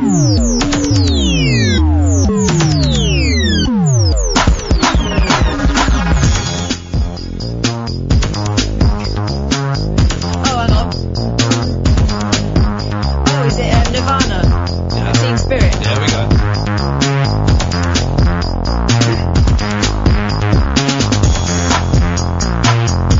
That's not bad, is it? So it's quite. I think there's a couple of volumes of it. I did have volume 2, but I think this is just volume 1. So that's where I got it from, Raymondo. Speaking of Jose Feliciano, Yeah. you know he did a version of La Bamba. It doesn't surprise me. You know his version of Light My Fire? That's the classic. Yes. That's a classic. Yes. Smooth. Smooth FM. You're listening to Smooth FM. Here's Smells Like Teen Spirit. Who's his Metal Mickey? Metal Mickey. Ray, thank you very much indeed. Did we do all the ad breaks apart from the very, very low? We did all the ad breaks. We're up to date. We did all the ad breaks. Line 2, you're on the wireless. Hi Ian, hi Kath, how's it going? Good. Who is this? Hi, it's Arsenal Life again. Please don't hang up. Okay, well everyone gets, here's the thing, everyone gets cut off, and when we're doing the straight to air bit, people get cut off quite quickly. That's just the way it goes. Of course. I'd just like to say about Britney Spears. Okay. My daughter's been preoccupied with this for some time. The whole conservation ship nonsense. Yes. Her dad is such a tool. Well, but this is the thing. He really needs to be exposed. Okay, but this is the thing. We have to talk about it on Monday because I haven't got time. There's this whole Free Britney thing that suggests that her dad is controlling her and drugging her and forcing her to work, and all of that. But it is just a conspiracy theory. There is. Well, I've just read something here go on, about Catherine. her mum, Lynn Spears, apparently is looking to challenge him in court next week. Okay. Of course she is. Yeah. But how do you know? All right. How do you know she's drugged? Well, I'm not necessarily saying to use drugs. All I'm giving you is what I get from my daughter, who's a bit more younger than me and is a bit more in touch with things. Yes. Of course. And this has been on the go since 2009, would you believe? It's quite amazing. But I don't know what evidence. Got away with it as well. Yes, but you're saying getting away with it. There's an assumption that this is definitely happening. Now, of course, sometimes conservatorships can be very problematic. The one that springs to mind for me is Dr. Eugene Landy and Brian Wilson, who was controlling him and manipulating him, bullying him, and treating him, very, very poorly. Although if he hadn't have stepped in, Brian would actually be dead. So there's a weird kind of thing there. But where is the evidence? Well, that's the curious thing with these situations, isn't it? Is that so much can go on without evidence that it makes you wonder, is there evidence? I mean, clearly there is something going on here. It's been going on for many years. Okay. From what I know of it, and I'm not an expert, but from what I know of it, it seems to be the case that Brittany had a bit of an episode. She shaved her head, and then all of a sudden her dad jumped in with this conservatorship thing. As a dad would, wouldn't they? Oh, well, yeah, fair enough. Yeah, he might well do. But from what I know of it, and I'm just basically going on what my daughter's told me, and it's second hand, of course.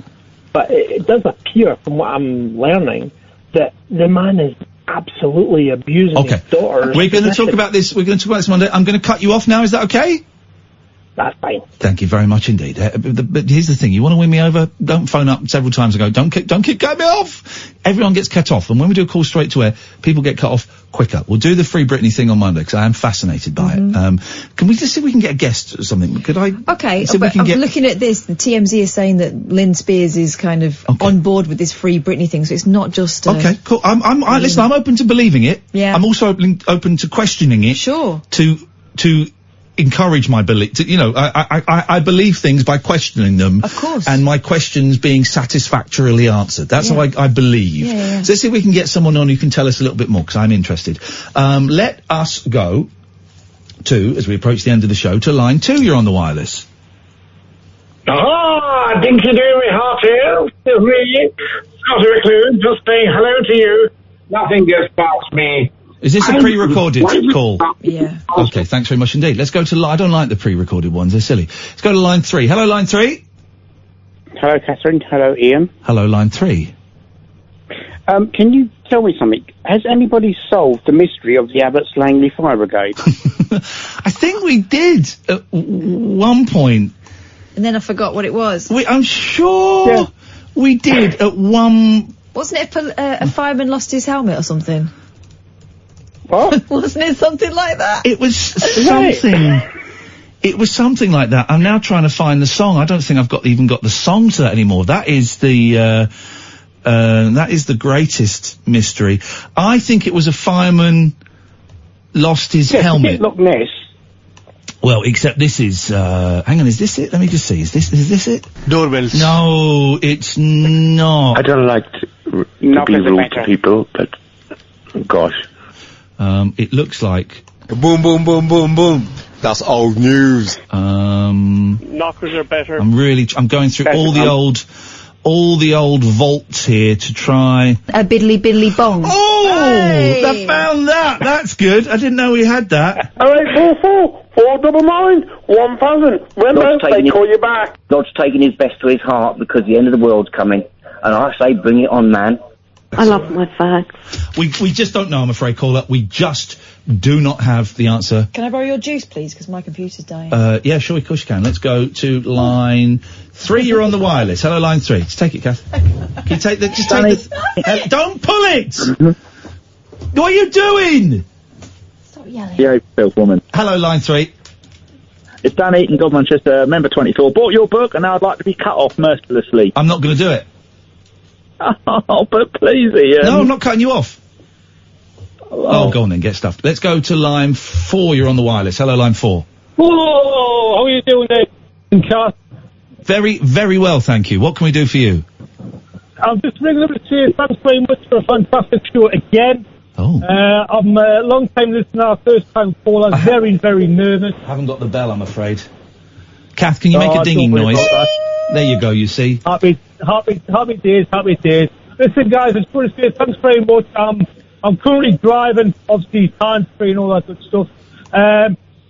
just thanks very much for the show that you do and what you do for the people who are struggling in life. Ian, keep up the good work. Thank you, man. And don't let the bastards drag you down. That's all I can say. Thank you, man. I appreciate your support, and please don't drive hands-free. That's insane. Oh, there's a great bit in Fast and Furious 8 where a cyber criminal hacks all of the cars and they drive themselves. What? Yeah, I didn't quite understand it either, but it looked good. I'm doing the Fast and Furious movies back call. Let's breathe. Breathe it in, breathe it out. So, busy weekend. Okay, 2 more minutes if you want to give us a call. 0344 499 1000. So, we're not on the radio tomorrow or so. Well, we are on the radio tomorrow, actually. The best of. Back to 10 o'clock, is it? I believe so. Back to 10 o'clock, the best of 3 hours of this. Who's all silent, get stuffed.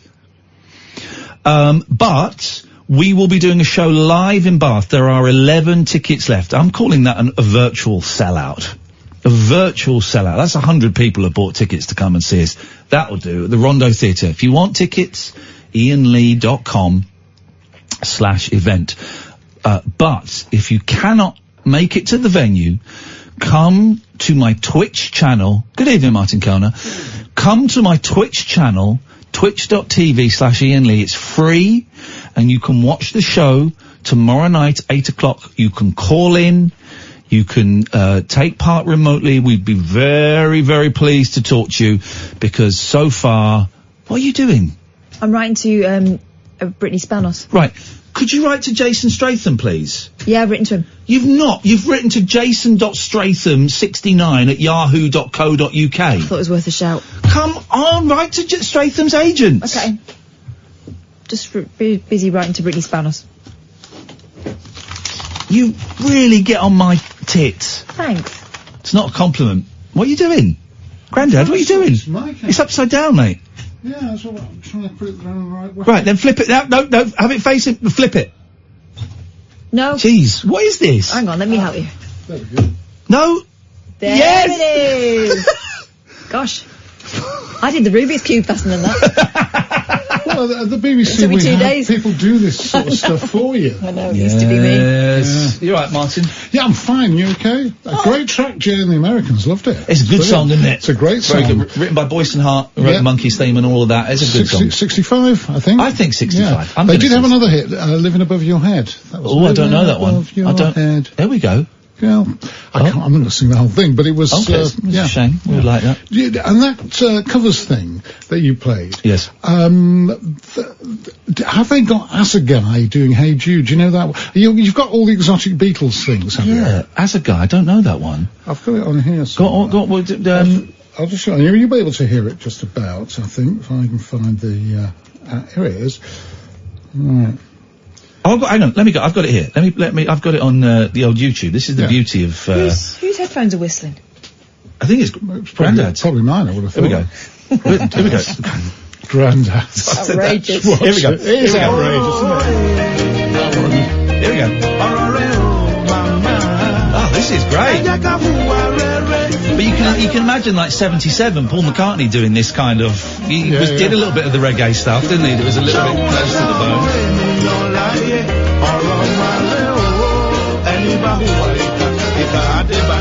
This is great.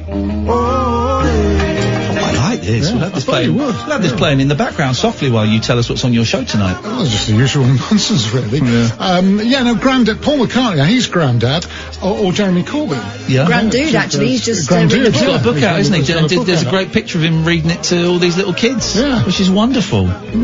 You've got a book out? We got a book out, yeah. This is what we call in the day of vanity publishing. But we've, yes, this is vanity publishing. We've sold it. We've made over $1,000 for the Samaritans, so I'm happy with that. Good. Very happy with that. Yes. Yes, people buy anything these days. Hey, It's for charity, ladies and gentlemen. It's for charity. So what is on your show? Well, we're talking politics with John Rentoul of The Independent, who's been brilliant. He's predicted almost everything that's happened. I mean, he's really good. So John Rentoul is going to do that. We're talking telly with Ali Ross don't know if you're a fan of Ali Ross. He does a column in the Sun on a Tuesday. Oh yeah, he's a prick. No, he's great. No, he's a prick. Oh, he's giving you a bad review. He's an arsehole. Yeah, good. Looking forward to that. He's a horrible man. Can't stand him. Well, that'll be on around about 3 o'clock in the morning. I'll so be you'll be fast asleep. Yeah, so that's a good slot for him. Yeah, I'll be fast asleep then. Okay. I didn't realise giving you a bad review. It wasn't a bad review. It's just mean sniping. It's not really review a show. Yeah, sure, review a show. Right, personal things about me. He reviewed you rather than the show. He was just mean. Anyway, good luck. We'll be back on Monday. This is Talk Radio.